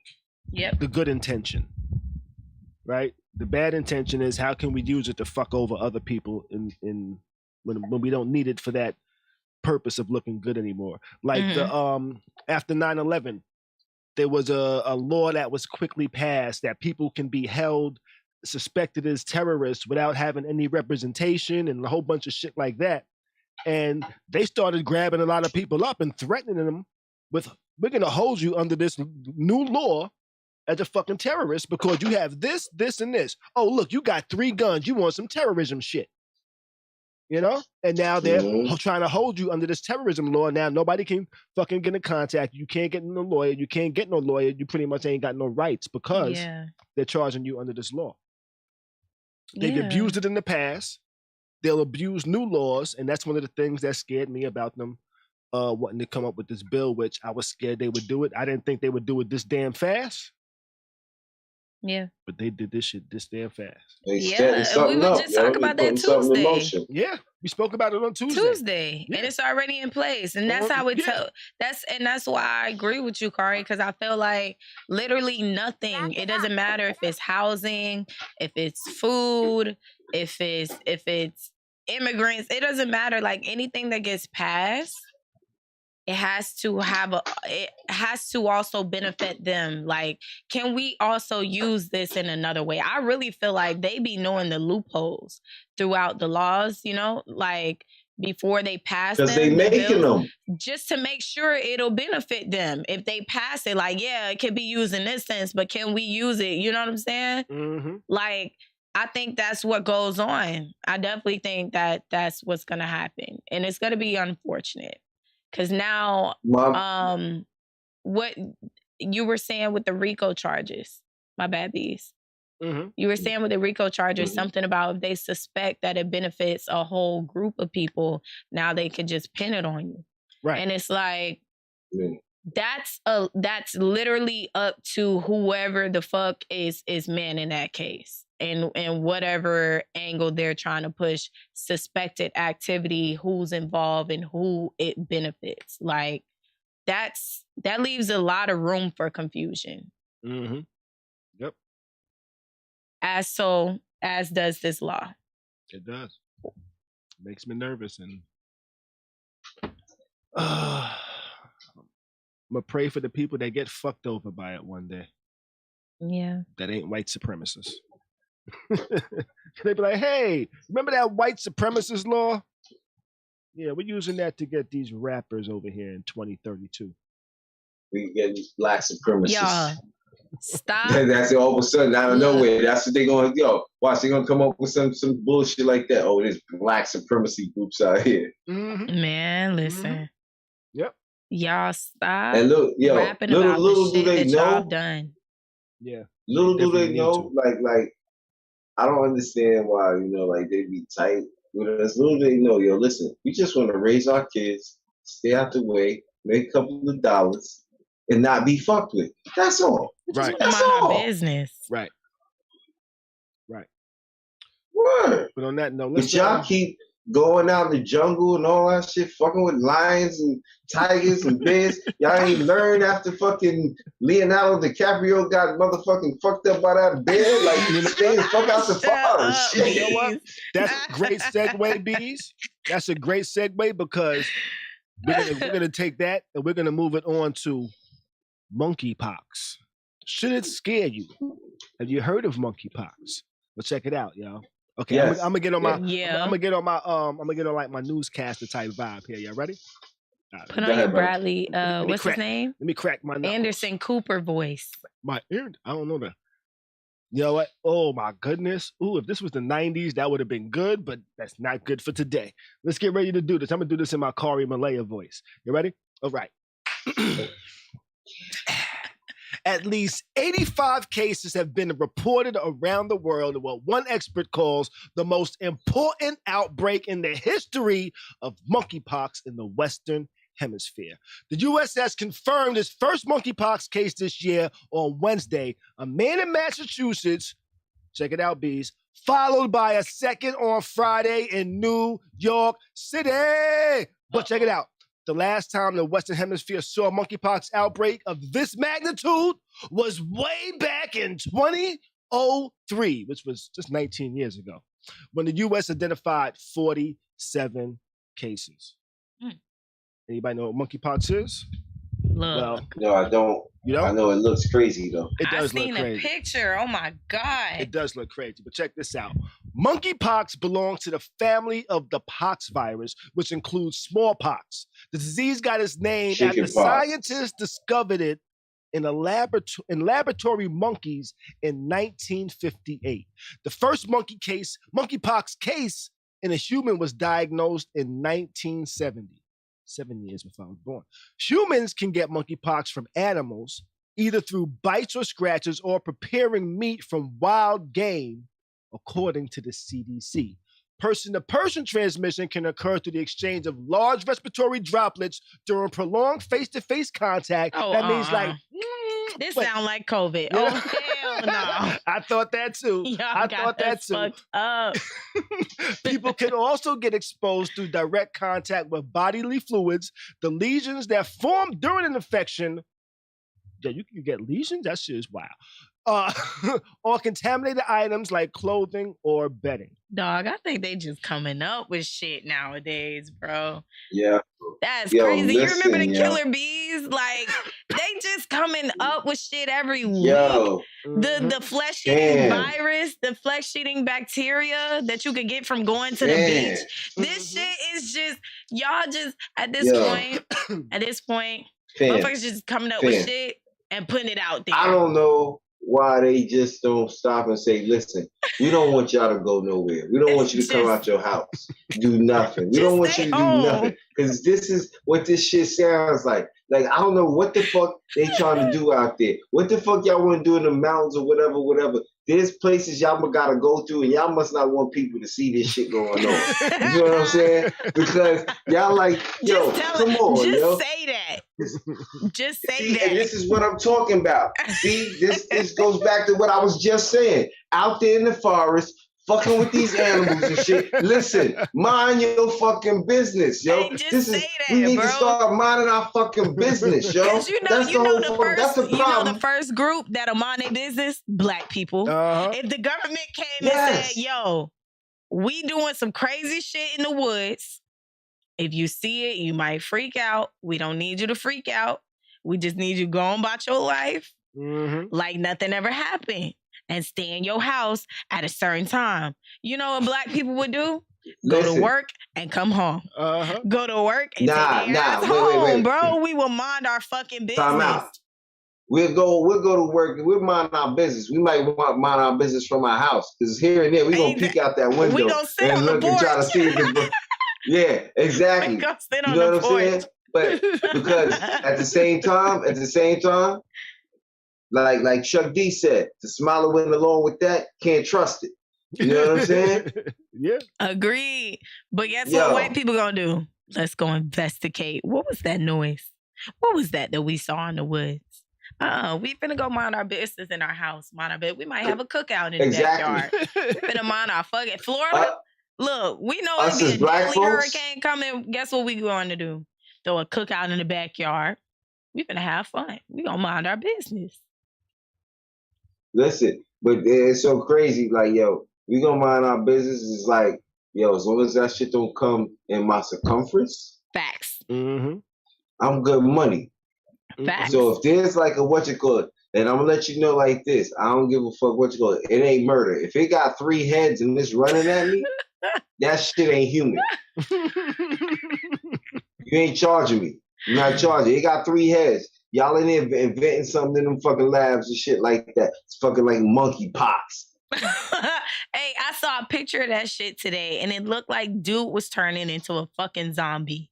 And I swear, I can't deal with no apocalypse shit right now. I just can't. We're kind of still, but not in a pandemic right now. An apocalypse. Now, yo, don't let the conspiracy theorists be right. I'm checking out. You looking, you see going to Canada. Like, you seen the big bumps, right? But it says monkeypox typically starts with flu-like symptoms such as a fever, headache, muscle aches, and exhaustion. Patients may develop a rash on their face or other parts of the body within 1 to 3 days of the fever. The rash can look similar to chickenpox, syphilis, or herpes. The distinguishing feature is fluid-filled blisters called vessels on the palms of the hands. Symptoms can develop anywhere from 5 to 21 days after someone is infected. Most people recover after 2 to 4 weeks. So, being that most people recover after 2 or 4 weeks, I guess if you don't like just go around popping all your shits and leaving scars, they might go away and you might not be scarred forever. Oh my God. So dude, all right, now I have to ask this, because you know how these motherfuckers just be, you know, fucking doing shit. They already got a vaccination for this shit? Okay, so there is no proven treatment for monkeypox. But doctors can treat the symptoms, you know? So this is like Ebola. They said that care is pretty effective in West African Clyde. Beyond that, there's some experimental drugs that have been tested in some people, but there is no vaccine. The smallpox vaccines could help control a monkeypox outbreak, but according to the CDC, the U.S. stopped vaccinating the general public for smallpox in 1972. And in 2019, the Food and Drug Administration approved a smallpox vaccine that also protects people from monkeypox, but it's not widely available. So this sound like they have a vaccine to prevent it, but there's no like, once you get it, we can give you a shot and it goes away. We'll have to wait a little while. Sounds like Ebola. Oh shit, yo, I'm over here. Niggas getting bit by mosquitoes and they babies' heads coming out the size of a mosquito. Man, this is ridiculousness. I don't know about y'all, but I be watching like the UFO shit, like I'm one of them niggas, ancient aliens, all that shit. I watch that shit, Discover, the Science Channel and all that. But it was one shit where dude was talking about how the cow had motherfucking birthed a human. Mm-hmm. And like this little Indian town or whatnot, he like, yo, people don't talk about it. He was like, I can only talk about so much. You know what I'm saying? But he was talking about how he was out in the field, the shit dropped a human. That's why I don't watch out shit of a like fucking that. Cow. My brain don't be worried. My brain is not ready for shit like that yet. I'll be knowing about that shit. I'll put you on. I'm saying you can take it all for what it's worth, but listen to some of that shit be ill. They got the nigga with he got the hair. You see him with the hair, you be like, oh, this nigga's crazy, but he look like one of them niggas like he's so crazy that this nigga probably know what the fuck he talking about. That's be the niggas that be Yeah. But with the smallpox, the monkeypox shit, it's America. You gotta be cautious, man. Yeah. They say we shouldn't worry about it. That's what they say. The last major outbreak was in 2003, and that was 47. They talked about the shit on the news. That was 47 cases back in 2003. That was the biggest outbreak. So I don't know, but the CDC website does state that in the event of another outbreak of monkeypox in the U.S., CDC will establish guidelines explaining who should be vaccinated. Man, that sounds too much again. Like which one of these niggas we need to kill as soon as they get. Yo, I don't want to think about this. This is craziness. I'm sick of it. Sick of it. Here we go again. You know Leave what I'm saying? us alone. I'm not calling it Corona this time. You know what I'm saying? They already got it. It's called monkeypox. And you're getting it from monkeys. Stay out the zoos, y'all. We don't know where these monkeys been. And doing a call back to the intro. Getting monkeypox will not make you go. But you know what? You remember, when was this? This was a few months ago when there was a story about some weird ass truck full of monkeys that they was doing experiments on in Florida just crashed and the monkeys vanished. Shit. You Planet know what? Of the motherfucking apes. You know Planet what? Of the motherfucking apes. Man, one of my favorite movies had a monkey back in it back in the day. I think it was called Project X or some shit like that. With Matthew Broderick. Yeah, he had to train the monkey to fly a plane. And they was training the monkeys to fly planes to see how pilots would do in the event of a nuclear war. If the pilot gets exposed to any of the nuclear explosion after dropping off the bomb, how will they react? Or if they take off right when the bomb blows up and gets exposed, how long will they have to fly before they die? And will they be able to drop the bomb or not? But then one monkey knew sign language. You ain't got to worry about me. He was like, I want an apple. Hell no. And then he said, I want to be free. and then the nigga Matthew Broderick learned sign language and started talking to the fucking monkey, helped the monkey escape. Yo, this nigga helped monkeys escape, yo. Word. Matthew Broderick is the reason that monkeypox happened, yo. Man, you know what, Khary? No, he helped the monkeys escape. He was like, yo, they gonna be killing all the monkeys. Yo, he started talking to the monkey. He was like, yo, you got to get the fuck up out of here, G. The monkey was like, yo, I feel you, yo. They killing all my peoples, yo. They taking them to fly and they ain't coming back. He was like, yeah, them niggas is dead, yo. He was like, they dead? He was like, fuck that. We out of here. We gonna be free. So Matthew Broderick said, yo, here go the keys to the plane, yo. He gave the monkeys keys to the plane, yo. Like 6 monkeys jumped in a plane, flew off with the military in chase, got away, crash landed in a jungle. These niggas had no navigation, no nothing, but they managed to crash in a jungle and live their life free. Okay, let's go on. See? It's a great summary, Khary. You know? Hey, man, I remember movies from the 80s. Yo, listen, all the movies, yo, 80s movies had mad monkeys in it. Yeah, yo. It was mad monkey movies in the 80s. You know what? Shut up, Beez. Because I remember watching some of those with my granddad. There was hella monkeys. I tell you what, after watching that movie, I wanted to see all the movies with monkeys and gorillas in it and shit. I tried watching Gorillas in the Mist. I fell asleep on that shit. That shit was not what I thought it was going to be. I thought it was going to be like some gorillas like attacking niggas and that shit was just like gorillas trying to be beautiful. Nigga, get out of here, man. I want to see some aggressive shit. I don't know. But yo, I'm looking at the chat. We was talking about monkeypox. Cheryl over here said, yo, the calamine lotion stocks are about to go up. Nah, you know what's about to happen? We are about to find out that calamine lotion don't work. That's what's gonna happen. I'll tell you what.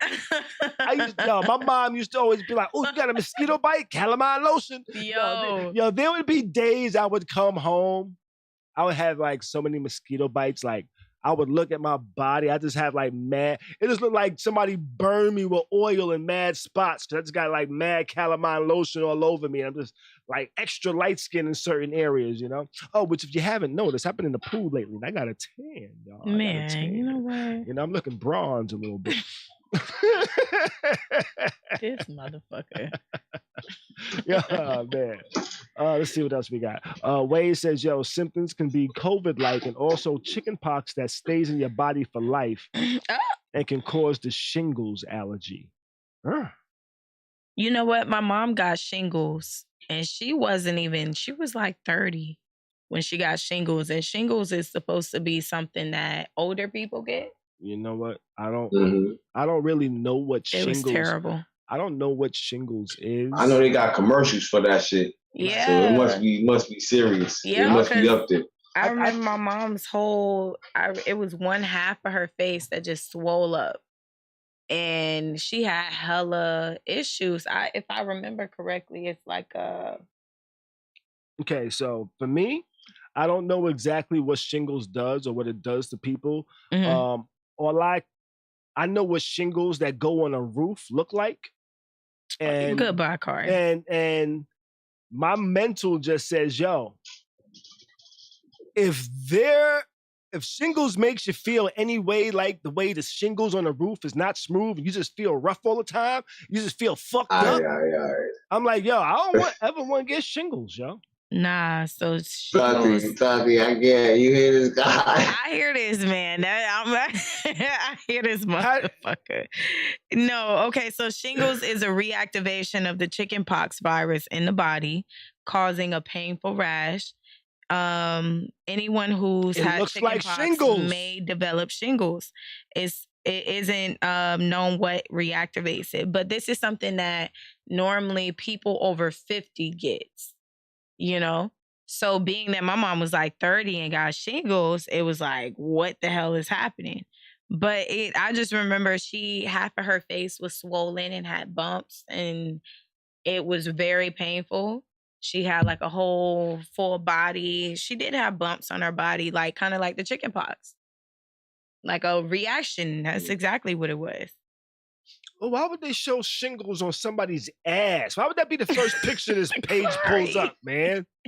Come on. Some white guy's ass with fucking Shingles, and it looks like it looks like the roof of a building. It looks like a roof of a house. I am crying. Shingles. It's mad bumpy. It is his ass. I see it's it. Mad bumpy, yo. That shit looks like the shingles on the roof. And I said, yo, I don't, if that's why. Crying. I can't, man. I'm Googling this. Shingles. Not his roof ass. shingles. Let me see. I'm going to click images. I don't know what Khary Googled. I Googled shingles and I got shoulders as the images. So I don't know. Hey, I pulled up some medical website and it just has some white guy's ass. And I will tell you what, it looked like motherfucking shingles. It looked like the synthetic shingles. But yeah. Okay. Monkeypox is scary as hell. It reminds me of Ebola. I was actually pregnant when Ebola happened. So I was scared as fuck. Like if I get bit, and I live in Florida, like if I get bit by a mosquito, my baby's head, like my baby gonna come out with a mosquito head. It's gonna sound like this.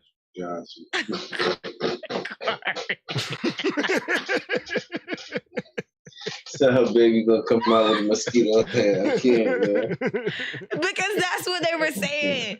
Pregnant women that get bit by the mosquitoes that's carrying Ebola, like the babies that they birth, their head would be smaller than the normal size of a baby. Like, what the fuck is going on here? Shit. We live in Florida. You know, we got hella She had a mosquitoes little down here. pinhead baby. People were Yeah, scared to little go pinhead outside, baby. but Floridians was at the beach. We was still outside. Ridiculous. Nah, but yo, She worried about little pinhead baby. A little mosquito head ass babies. Moving on. You know what, Doc? I'm not sure about this. let's move it on. And before we wrap it up, we're gonna end off on our open mic. But we got topics that ain't really topics, but they on the open mic. I guess topics we didn't really want to get really deep into, but we're gonna talk a little bit about. Ukraine is currently in a war with Russia. And Ukraine is also in the World Cup. These niggas is multitasking. Get the fuck. These niggas is multitasking. These niggas is playing soccer and busting guns. Yo, they are in a war and motherfucker about to play soccer. You know what? But I believe we was in a war and we had like the dream team. You know, because war kind of, if it's not on the homeland, it's not affecting us. Yeah, really, you know? I think that's the difference. It is, but it's not physically. Right, I think that's the difference. It's because it's on their homeland where we're like, yo, how are y'all in a war and playing soccer?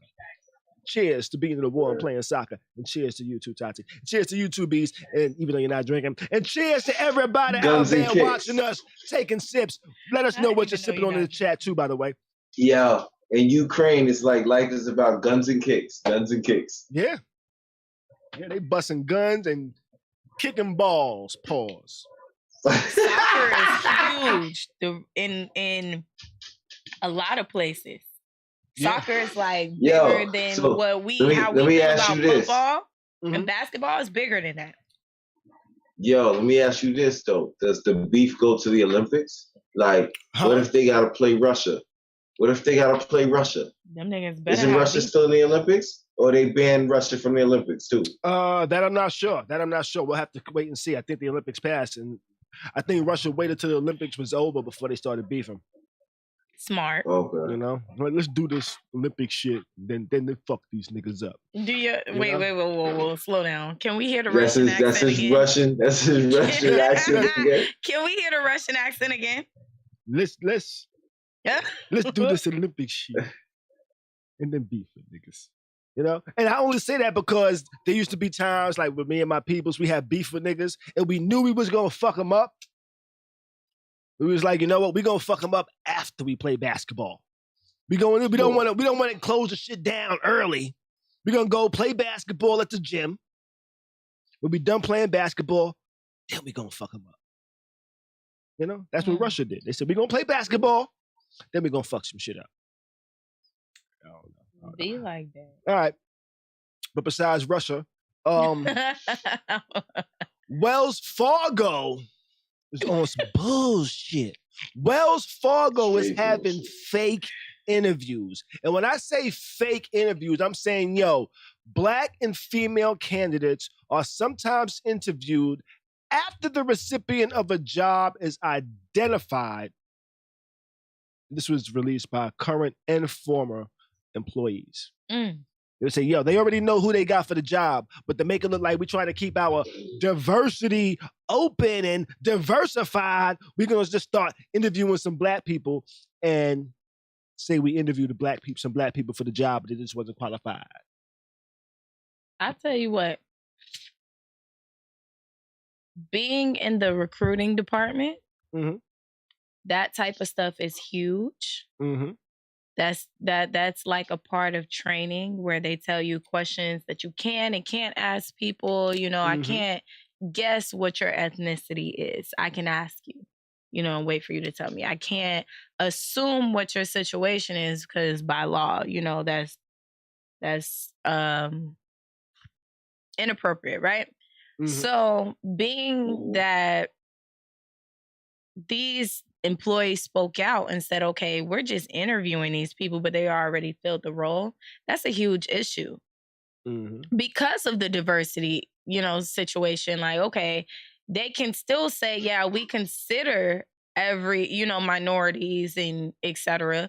But we're not hiring any because they don't qualify. And don't qualify, of course, leaves room for confusion. Like, okay, they just didn't meet our standards. We didn't have to say why, but they didn't meet our standards. That's a big issue. I think they're being very deceptive. They pretty much just lying. It's like that's bullshit, it's like lying though. on the paperwork. Lying on the paperwork. Yeah, you invite a bunch of people there for jobs that's already fucking filled and everything. Like you said, this was American Express? Wells Fargo. Nah, okay. Wells Fargo. Okay, Wells Fargo. I don't bank with them, so. Me neither. Yeah. Me neither. I don't know too many black people that bank with them. I believe Wells Fargo was like strictly Well, Wells Fargo had a couple of names before Wells Fargo. And they might be changing their name soon, because I'm starting to see all these truest type of shits popping up everywhere. And I'm pretty sure that's tied to one of these big ass fucking companies, banks and shit like that. But other than that, they say gas could hit $6.20 a gallon by August. Now, I'm not sure whether they saying this $6.20 is regular or premium. Because I tell you what, I'm on premium, and premium is already at $5.49, $5.50 in some places. Is that $5.49? Yeah. This shit ain't no joke, yo. It ain't. This shit is, what is it, I think it's $4.70. The average the current national average is $4.59 a gallon. Now, I don't know if this national average is regular or premium, because if that's regular, then goddamn it, that's regular that they say is going to be $6.20 by August. So if that's $6.20 by August, that means premium going to be damn near $7 a gallon. And I tell you what, I'm about to invest me a skateboard. Yeah, I can't. This nigga say he about to buy a skateboard. Yo. Yeah. Yeah, you got the girl choking and shit over there. Yo, fam. Because she knew I was going. She's laughing at me paying $7 a gallon for gas, yo. Yo, I'm about to $7 a gallon, my nigga? Shit. Yo, I'm about to do a Google search on a used smart car. Yo, they don't make people go electric. That's how you make people go electric. I can get me a smart car starting about $11,000. But these are like, if I want to. Oh, whoa. The fuck is wrong with you, Khary? What? I see a 2016 smart car for like $1,790. What's a Tesla? Tesla start at like 100,000, don't they? I'll tell you what, my first car was a smart car, and that car was so good on gas. I'll tell you what. It only went up to 100 miles per hour, but it was great on gas. And I was doing 65 everywhere I was going. Even past the cops.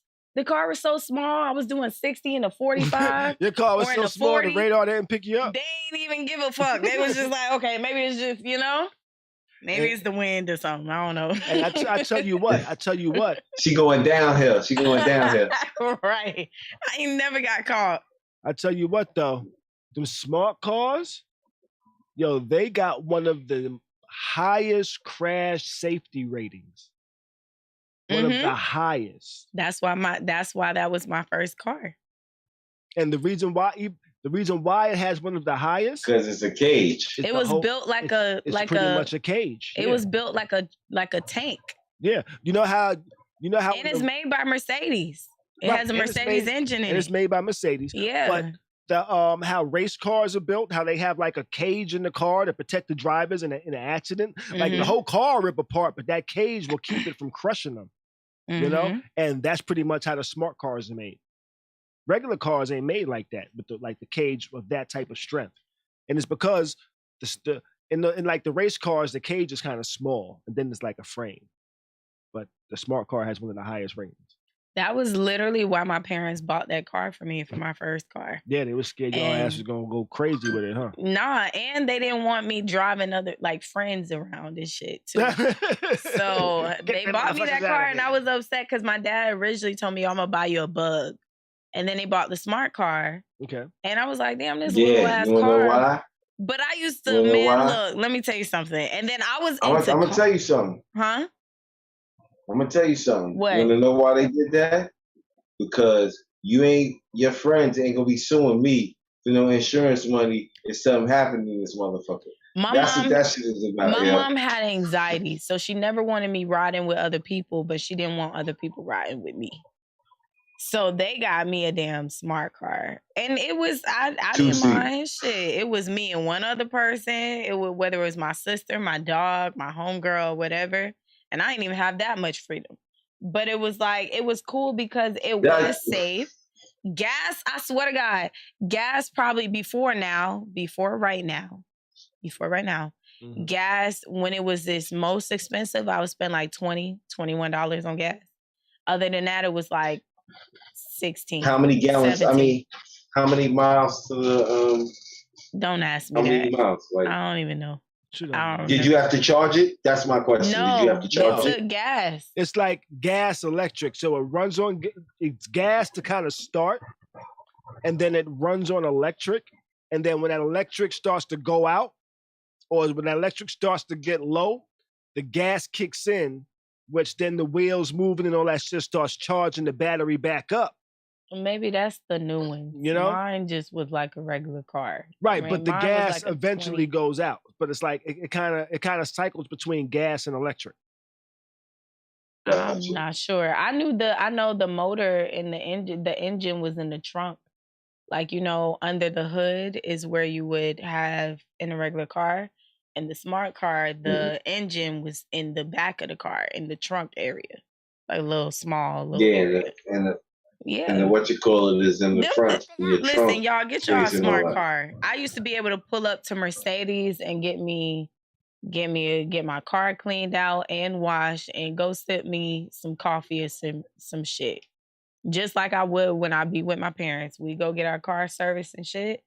I go get mine serviced and it was cute. And it's efficient. Gas is about to be $10, y'all. How y'all gonna be looking? The Caribbean folks are like, okay, because those are the prices. Did y'all know in the Caribbean, gas is like damn near, I would say $20 a gallon. And this was probably about 4 or 5 years ago. They were already paying $20 some dollars a gallon there. You know? So check it out. My Caribbean family are not surprised. If I was to order a Tesla a Tesla 3, which is like the smallest, cheapest Tesla. But if I was to get like the performance option, right? So if I was to get the performance option, which is the most expensive, cheapest one, it's like 50-something thou, you know, with the upgrade. I would get it red. That's an extra 2 G's for the red. You know, there's some couple of extra money for some other shit. An extra $400 for a wall connector to charge my shit. An extra $200 for a mobile connector to charge my shit. A $250 order fee. That's my crazy. down payment today would be $850, and I can order with the card. It would be $1,144 a month. That's insane. All the parts that it sound like an Apple phone. Oh, wait. Plus $12,000 was added on for it to be fully autopilot. 1200. It's an extra $1,200 for the full self-driving shit. A lease would be $933. Let me see if I hit order with card. Oh wait, so they all don't self-drive? No, you got that's an upgrade. That's an upgrade. I did not know that. Yes, that's an upgrade. I thought all Teslas were self-driving. No, you have to spend that money. That's crazy. That's the old Jay-Z saying. What's the difference between a 4.0 and a 4.6? He said 30 to 40 G's, cocksucker, beat it. Right. No, actually, I went back. I actually looked at the details. The down payment would be $4,500. Let's see if I made it 48 months or 36-month loan. Let's see. If I said, okay, let's put down $5,000 for 48 months. The loan amount would be $1,600 a month with a 3.24% APR in red. Tesla. Should I buy it? You'll make that decision tonight? No, that's not a live stream decision. I didn't think so. It would be fun. Yeah, that's not. Exactly. I didn't think so. You gotta weigh the pros and the cons. You don't just do that on air. I'm not gonna do it. That would be fun to do though. We're gonna do that one day. We're gonna order a Tesla and see how long it takes to get here. How long would it take to get here? I don't know. How long is it gonna take for us to send it back? Is there a test drive and I don't like it? Really? You take this shit back? I don't know, Mike. You know what though? Let's talk about it, because I thought if you bought a car, it was permanent. You couldn't give it back. I said that one day and a girl told me like, no, that's not true. I bought a car from whatever website and didn't like it, and she could send it back. Yeah. Let me find out y'all got buyer's remorse on cars. Well, but see, I wouldn't know. Those are usually used cars. In my defense, I wouldn't know, because my cars, I've never paid a car note. Like, my cars are paid off. Any car that I've had has been paid off. So I don't do that. So I thought that y'all car note people, y'all car note people, I thought that if you bought a car, you didn't like it, you couldn't return it. It was like a done deal.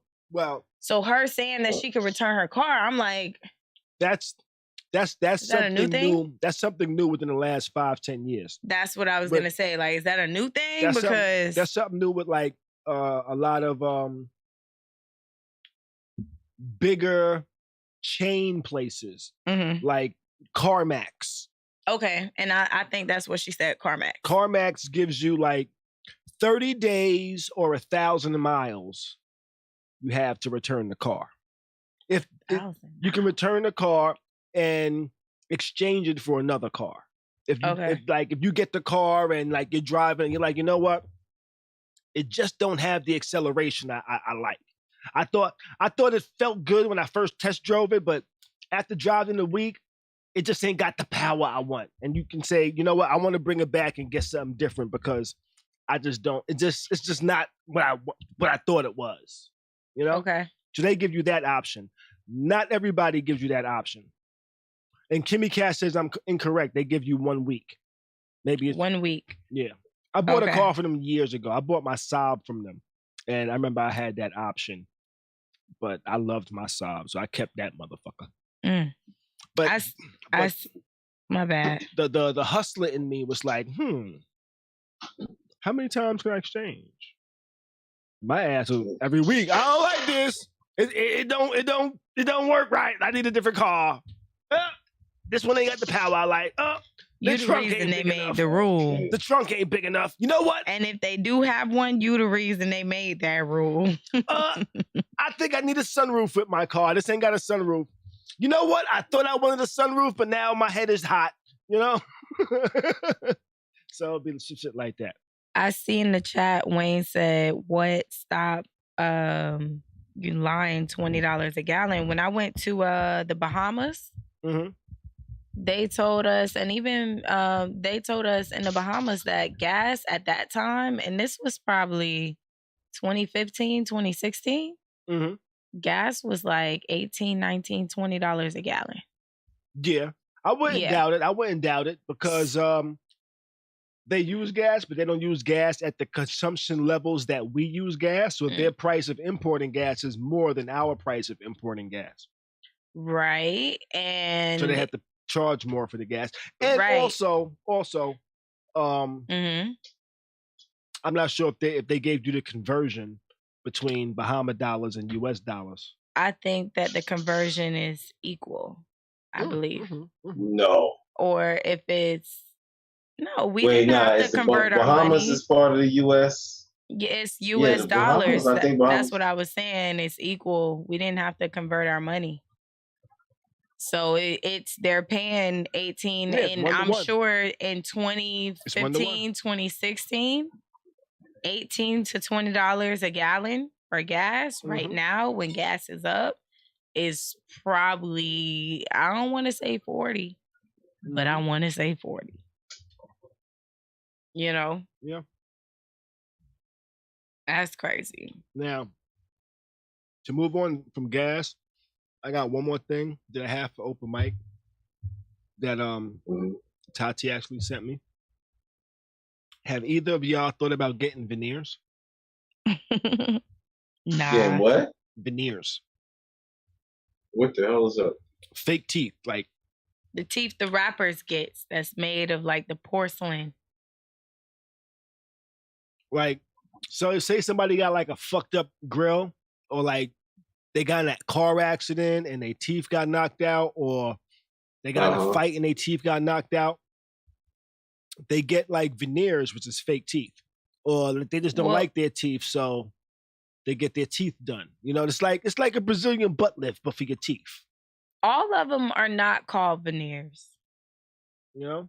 But it's like, like how rappers get the surgery? I think Cardi B has them, doesn't she? I think so. Where it makes their teeth like perfect and it's perfectly white. Well, this one person got some veneers, but they went to somebody that wasn't licensed. This isn't an actual dentist. They're not an actual dentist.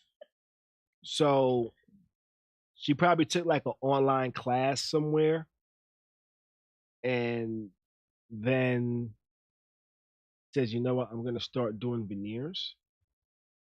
Well, this guy went to her, or this girl, I'm not sure if it was a guy or a girl, but they went to her, got their veneers done for the low. You know, a lot of people, when they get veneers done, they're paying thousands of dollars, thousands and thousands.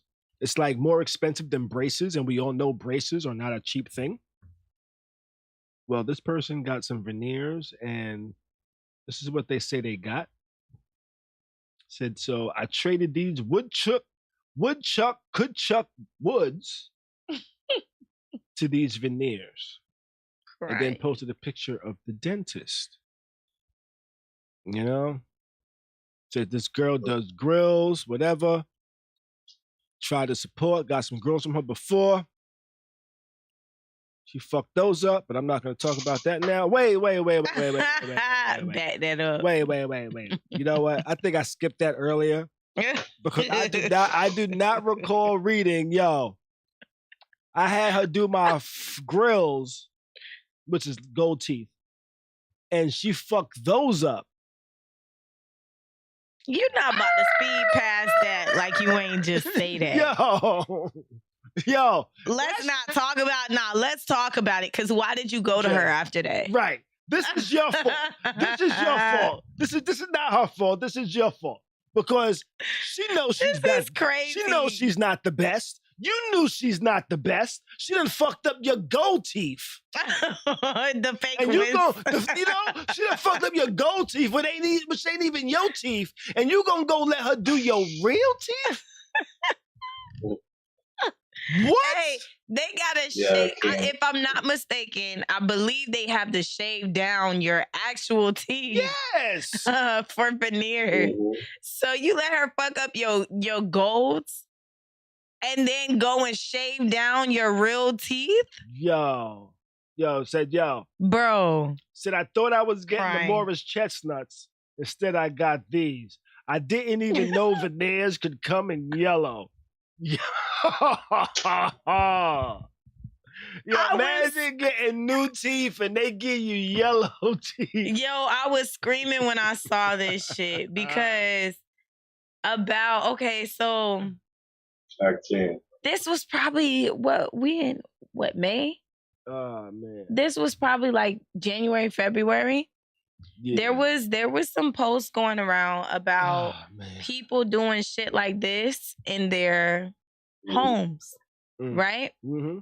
And what, doing the teeth? Yeah. Yes, and like dentistry, like like in their homes. So it's like, okay, I deal with beauty and skin, right? Mm-hmm. So it's like, I know there are people out there that can do amazing makeup, amazing nails, and they all types of shit, and they're not licensed, And it's like, okay, yeah, you're kind of taking a risk, especially if these people aren't aware of the safety risks as far as what kind of chemicals to use to clean their products. You get what I'm saying? Mm-hmm. So that's pretty much the only risk you take. But there are I also know there are fire-ass artists out there that are not licensed, and they're safe and they do a great job. They just didn't go to school. Mm-hmm. But it's like, February, I found out that y'all was going to people's houses. To get your teeth done. Get your teeth done like you getting your nails done. You get what I'm saying? Yeah. I feel like I can understand you going to somebody's house, getting your nails done, getting your hair done, maybe. You get what I'm saying? But going to somebody's house and getting veneers in their garage? Are y'all serious? Are y'all crazy? People. What is wrong with y'all? Yo, people, thanks for the donation, Wayne. People have been getting ass injections in people's bathrooms. Yo. In the Bronx. So if somebody figured out a way to do it with teeth, they gonna do it. Yo, Wayne, appreciate that. It's $20 super chat, yo. Appreciate that. Miss Cheryl said they cost too much. I'll keep my fucked up teeth. Mm-hmm. No, seriously. Yo, veneers ain't expensive, yo. I actually got a homeboy that got veneers, and we was actually working at the same job, and we had like this flexible spending account where they gave you like the whole thing up front and shit. Mm-hmm. That nigga went and he put the maximum amount he can get on his flex shit, got his teeth done, and then like left the job like 6 months before he was done paying for the shit. So he got it for like half off probably, Nah, they hunting that nigga for that. Somebody looking for him. Oh, you thought you got away. No, but you know what too? People go to other countries to get veneers cheaper. Yeah. Than what, and they still get them done for their good work sometimes, depending on the doctor. Mm-hmm. I've learned. But they're good work sometimes, like, for cheap. So you get good veneers for $3,000, $3,500. Right. You know? These motherfuckers, y'all paying $500 and going to somebody's garage. You going to somebody's garage for them to shave your teeth, and they learned from a seminar they ordered online. Yo, I was crying that I didn't know veneers came in yellow. I was. Oh man, but shit, that's crazy. Let me see what some of the chat says, yo. Sean says, yo, hell, they got bootleg abortions, so this definitely don't surprise me. Bootleg abortions? Yeah, they got bootleg abortions. Yeah. Oh. Especially with the whole shit going on nowadays, yeah. They're going to have even more. God. Wayne says, I don't see anything wrong with veneers, Just got to get the right dentist to do it. Exactly. But did you see those pictures? Yes, she was not the right dentist. First off, she's not even a dentist. She's not even a dentist. I would have been cool if she was a dentist that lost her job and now she was working out her house. Yo, check this out. Okay, cool. Check this out. I question people that want to pierce your ears. I'm like, what is your training? Why are you qualified to pierce ears? And yo, I need some serious qualifications for motherfuckers. What? Which I tell you what, even me going to a dentist now, I pretty much have to. I think I only trust they're a dentist because they have all the dentist hardware. You know what I'm saying? Is that it? Hey, I've seen private practices fuck some people up now. Yeah. If I go to a dentist, gums is bleeding. If a nigga got all the equipment, like the proper chair, has his own office, has everything that you need to be a dentist, has a fucking white coat. You're convinced? Yeah. I'm convinced he's a dentist. She probably had all that. But now if somebody says, yo, come to my crib so I could do your root canal. Nah, you ain't a dentist. Yes, I am. No, I don't go to. Go to. Yo, I tell you what, I wouldn't have went to Cliff Huxtable's house. My wife would not be having a baby by Cliff Huxtable. Why is your office in your crib, my nigga? No, you are not a doctor. You're not a real doctor. This is not your office. Why is your office in your basement, nigga? Nah. I always question that watching the Cosby Show, yo. I'm like, yo, Bill Cosby. They mobile. Yo. Niggas be mobile now. Cliff Huxtable was working from home way before COVID, that yo. Nigga was mobile. Word.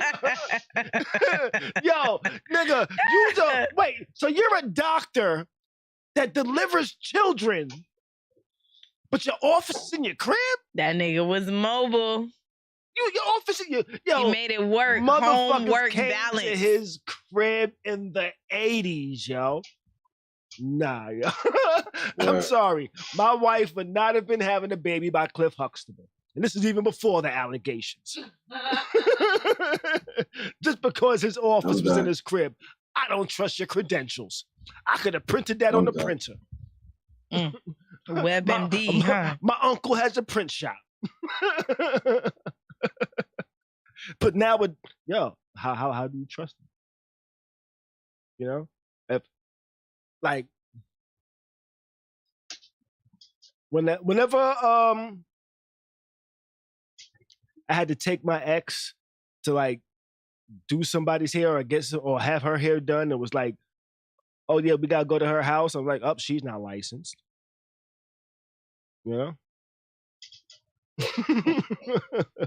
I mean, I know a lot of licensed people that have a shop and they'll take people after hours. Yes. At their house or days. But they have a shop. But they have a shop. But I know people that have a shop that's not licensed either. I do as well. I do as well. I'm just making this for just comical purposes. But you know what I'm saying? I'm just saying this for comical purposes. But I'm just saying I was like, yep, she don't have a license. But I'm also, but look, I'm also a person that's not opposed to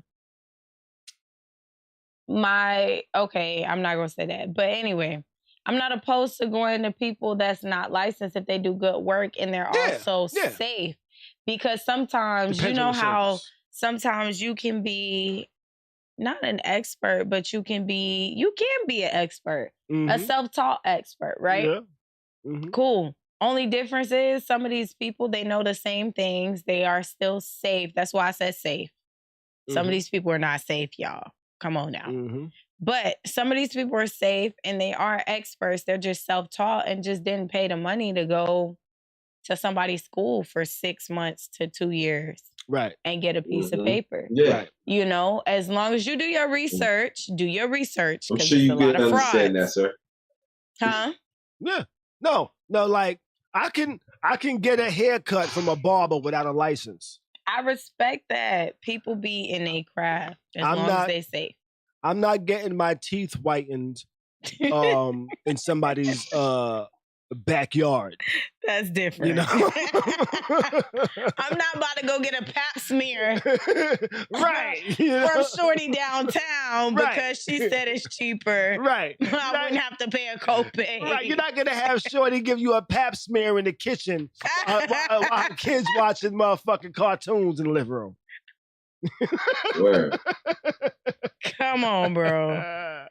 Levels to this shit. Oh, Somebody man. said that earlier. Imagine getting your motherfucking veneers fucking worked on, and the person working on your veneers keeps stopping and yelling at their kid to stop disturbing them.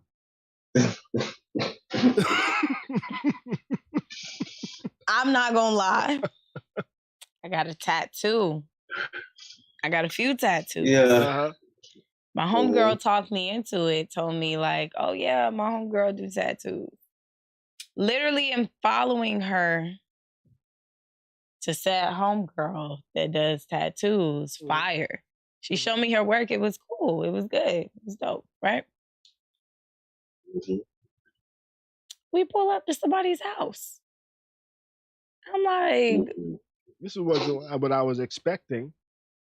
Get in the house, she damn sure is yelling at her kid. Y'all, she was yelling at her kid while she was doing go sit your ass down. I told you to go in the room. Don't come out if I got clients. I'm not gonna cap y'all. I'll be real with y'all. Yeah, I'm sitting here getting my ass cheek tattooed with a towel over myself because her son keep coming out the room. And he keep coming out the room because you got your ass out. I told my homegirl, I said, bitch, don't you ever. Don't you ever. Listen, he didn't seen the cheetah to get tatted in his day. Bro, he had to. Mm-hmm. I'm over here with a towel just because and I had to ask her for it, like, hey, can I? Right when she was like, okay, first of all, wait, y'all, I'll be real. All right. Oh man. That's funny. When she told me to take off my bottoms to get a tattoo, right? Mm-hmm. I'm like, okay. She wanted me like she was in, and she wasn't just in an apartment. She was in like the living room and the kitchen the same. Okay. Type like in the same room. I mean, like, okay, the living room might have had carpet and then it had tile, but it's just the same adjoining. Like there is no, you stand in the kitchen, I can see to the front door. Okay. Type situation. So she's like, okay, yeah, you can step over there and take your clothes off. And her son had ran out. I didn't even know her son was there when we walked in. So I'm already surprised that, okay, we're at somebody's house. Then when she told me to go and, take my bottoms off, because I'm getting it on my side, her son runs out the room. Show me that ass, mama. Show me that ass. Her son runs out the room, and he has like a learning disability or something. And okay. I'm like, that's even more of a excuse. About to pull my pants down. He runs out the room, and I'm like, where's your bathroom? Like, do you have a towel? I had on a whole dress too, so I couldn't. You know, only thing this little dude was thinking. Man, look. Booty, rocking everywhere. Man, look, and she was yelling at him, go eat your corn dog in your room. It's just some ghetto ass shit. Y'all, and I cussed my homegirl out. Like, bitch, don't ever. Don't you ever. But the tattoos were fire. Yeah. Tattoos were fire, and she was safe. Don't get me wrong. Tattoos were fire. She was safe. She cleaned everything properly. And, you know, I'm happy with my tattoos, but it was in her house and it was a ghetto ass area. I tell you what, though, I have multiple tattoos. So some of my favorite tattoos was done by one of my homeboys who did it out of his kitchen. You know, his shit was fire. A couple of tattoos. Well, one tattoo that I didn't like in particular was by some dude that had his actual own shop. I just stopped there one day and said, you know, I'm just gonna get a tattoo real quick. And he got his own shop. Let me see what his shit is like. Yeah. I should have did it. They sold mixtapes in the front. That should have been my indicator. I'm mad at that. Look, niggas be starting out sometimes and they gotta learn, you know? Yeah. I'll be mad at that sometimes. But over here in the chat, Sean says, yo, the 3 people that must have credentials, doctors, dentists, pilots. I agree with you on all of those. Doctors, dentists, pilots. I don't want to fuck with none of y'all that don't have credentials for those. Oh, and drivers. I need a driver with a license. Man, that's important too, bro. Y'all be wilding. No. If you got your license, I know you read the book and know what the signs mean. You know, a nigga that know how to drive that don't know what the signs mean, don't know how to drive. You be like, yo, this says yield, nigga. Well, you just sped through this shit. Yield means they supposed to look out for me. No, it don't. Yield means they supposed to look out for me. I can't. Hey, look, I be pissed off with people because that's exactly what they do at the little roundabouts. Yeah. And I'll be real. The only exception I feel like I have to that, because yield does mean you need to stop and look out for people. Right. Or cars. They're not supposed to be looking out for you. That means they have the right of way. You look out for them. You can only go without stopping if there is not a person or a pedestrian or a vehicle. You know what I'm saying? But the only exception I have to the rule is that if you don't see nobody, keep going. That's my only thing. Oh, don't stop if that shit. I be pissed off because if you're yielding, if there's nobody there, what the fuck are you yielding to? Take your ass on. And I tell you something. Tampa, we done had 2 roundabouts. Those are bad drivers, by the way. Terrible drivers. We've had 2 roundabouts that they put here probably, I want to say about 12, 13 years ago. Maybe even 15 years ago. Let me tell you something. People have not figured these things out since then. And this is like main track. Like, these are main streets. Motherfuckers will still be yielding to not a goddamn thing just because the sign says yield. Those be the people that and they have licenses. They don't know the goddamn book. Those are bad drivers, because I say those are the people that don't look ahead. They don't see shit until it gets right to them. So it's like, oh, yield is here. Let me stop and see what's coming. They're the people that says, hey, there's a yield sign up there. I know I'm coming from this way. Let me see and observe the traffic and see, oh, there's nothing coming. Fuck that yield sign. And then look again. But you know what? Even look again before you say fuck it. Look again. I'm going to throw those people some bail. I'm going to throw some of those people a little bit of bail. And that bail is going to be, some of those people might be people that have been in previous accidents. You know, they might be suffering from like some PTSD, you know? Not previous. You know, there might be some like PTSD is real. Like a person that drove through a green light and got fucking sideswiped by somebody that ran a red light, they're gonna drive through green lights a lot differently. You're right. I don't mean, you know what? I didn't mean to laugh at that. But laugh at that shit. That should be funny too. That's not funny because I've definitely had PTSD from a car. I saw somebody get into an accident not too long ago. That I said, whoa, they're going to have some major PTSD for a while. The shit was crazy. The guy was right in front of me, right? Right in front of me. And we're on it's like probably, we're going down Bush Boulevard. Bush Boulevard is probably like 4 lanes each way. So 8 lanes total, right? Plus turning lanes that pop up here and there. Guy is right in front of me. We go through a green light. But what does this person do? I don't know what the fuck he was thinking, but he went from my lane to the turning lane coming at, like, trying to make a left-hand turn, but they just waiting for the shit to be clear. The guy in front of me drives straight into a car in that lane. That's like head on. And I was like, what the fuck was that guy thinking? I didn't stop to see if anybody was okay. I figured somebody else would, But I was like, that's wild. When I came back later, like 20, 30 minutes later, they were still there. And I was like, wow, I was a witness to that. But I don't talk to the police, so I kept on going. Man. Yeah, it's a lot of accidents in the Tampa area now, especially after all of these people moving here. A lot of accidents in the area. And a lot of people just don't know road rules. Like, I know I live in a Hispanic area, and a lot of my issues be in my neighborhood that, like, motherfuckers be nervous, or they may not be legal, or whatever the fuck. I don't know.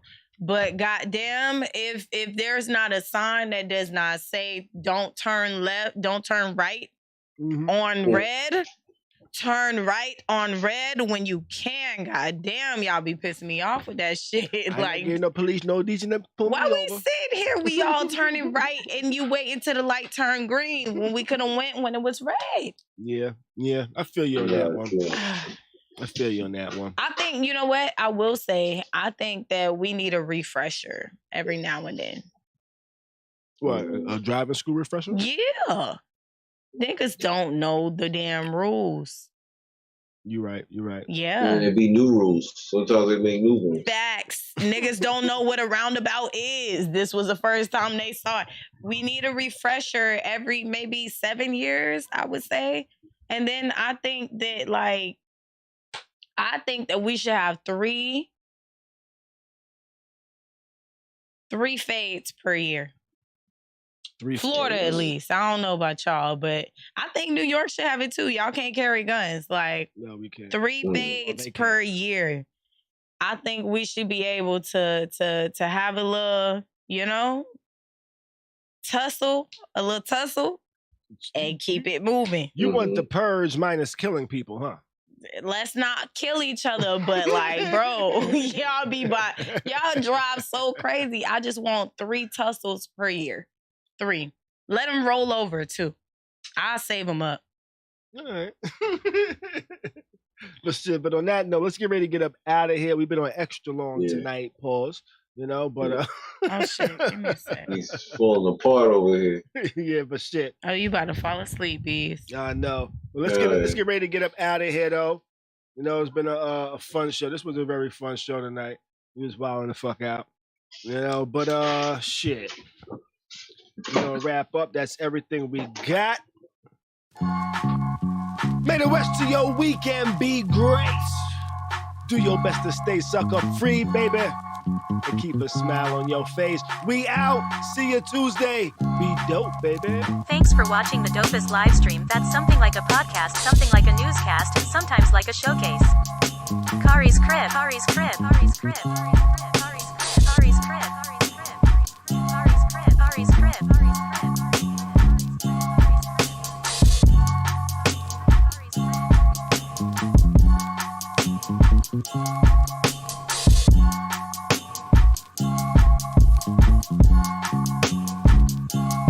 Khari's crib.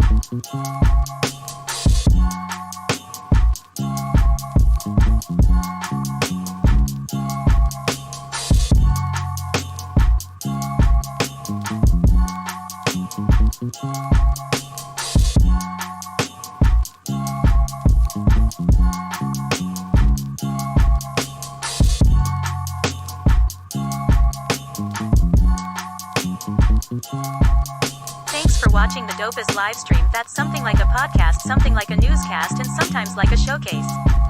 Khari's crib.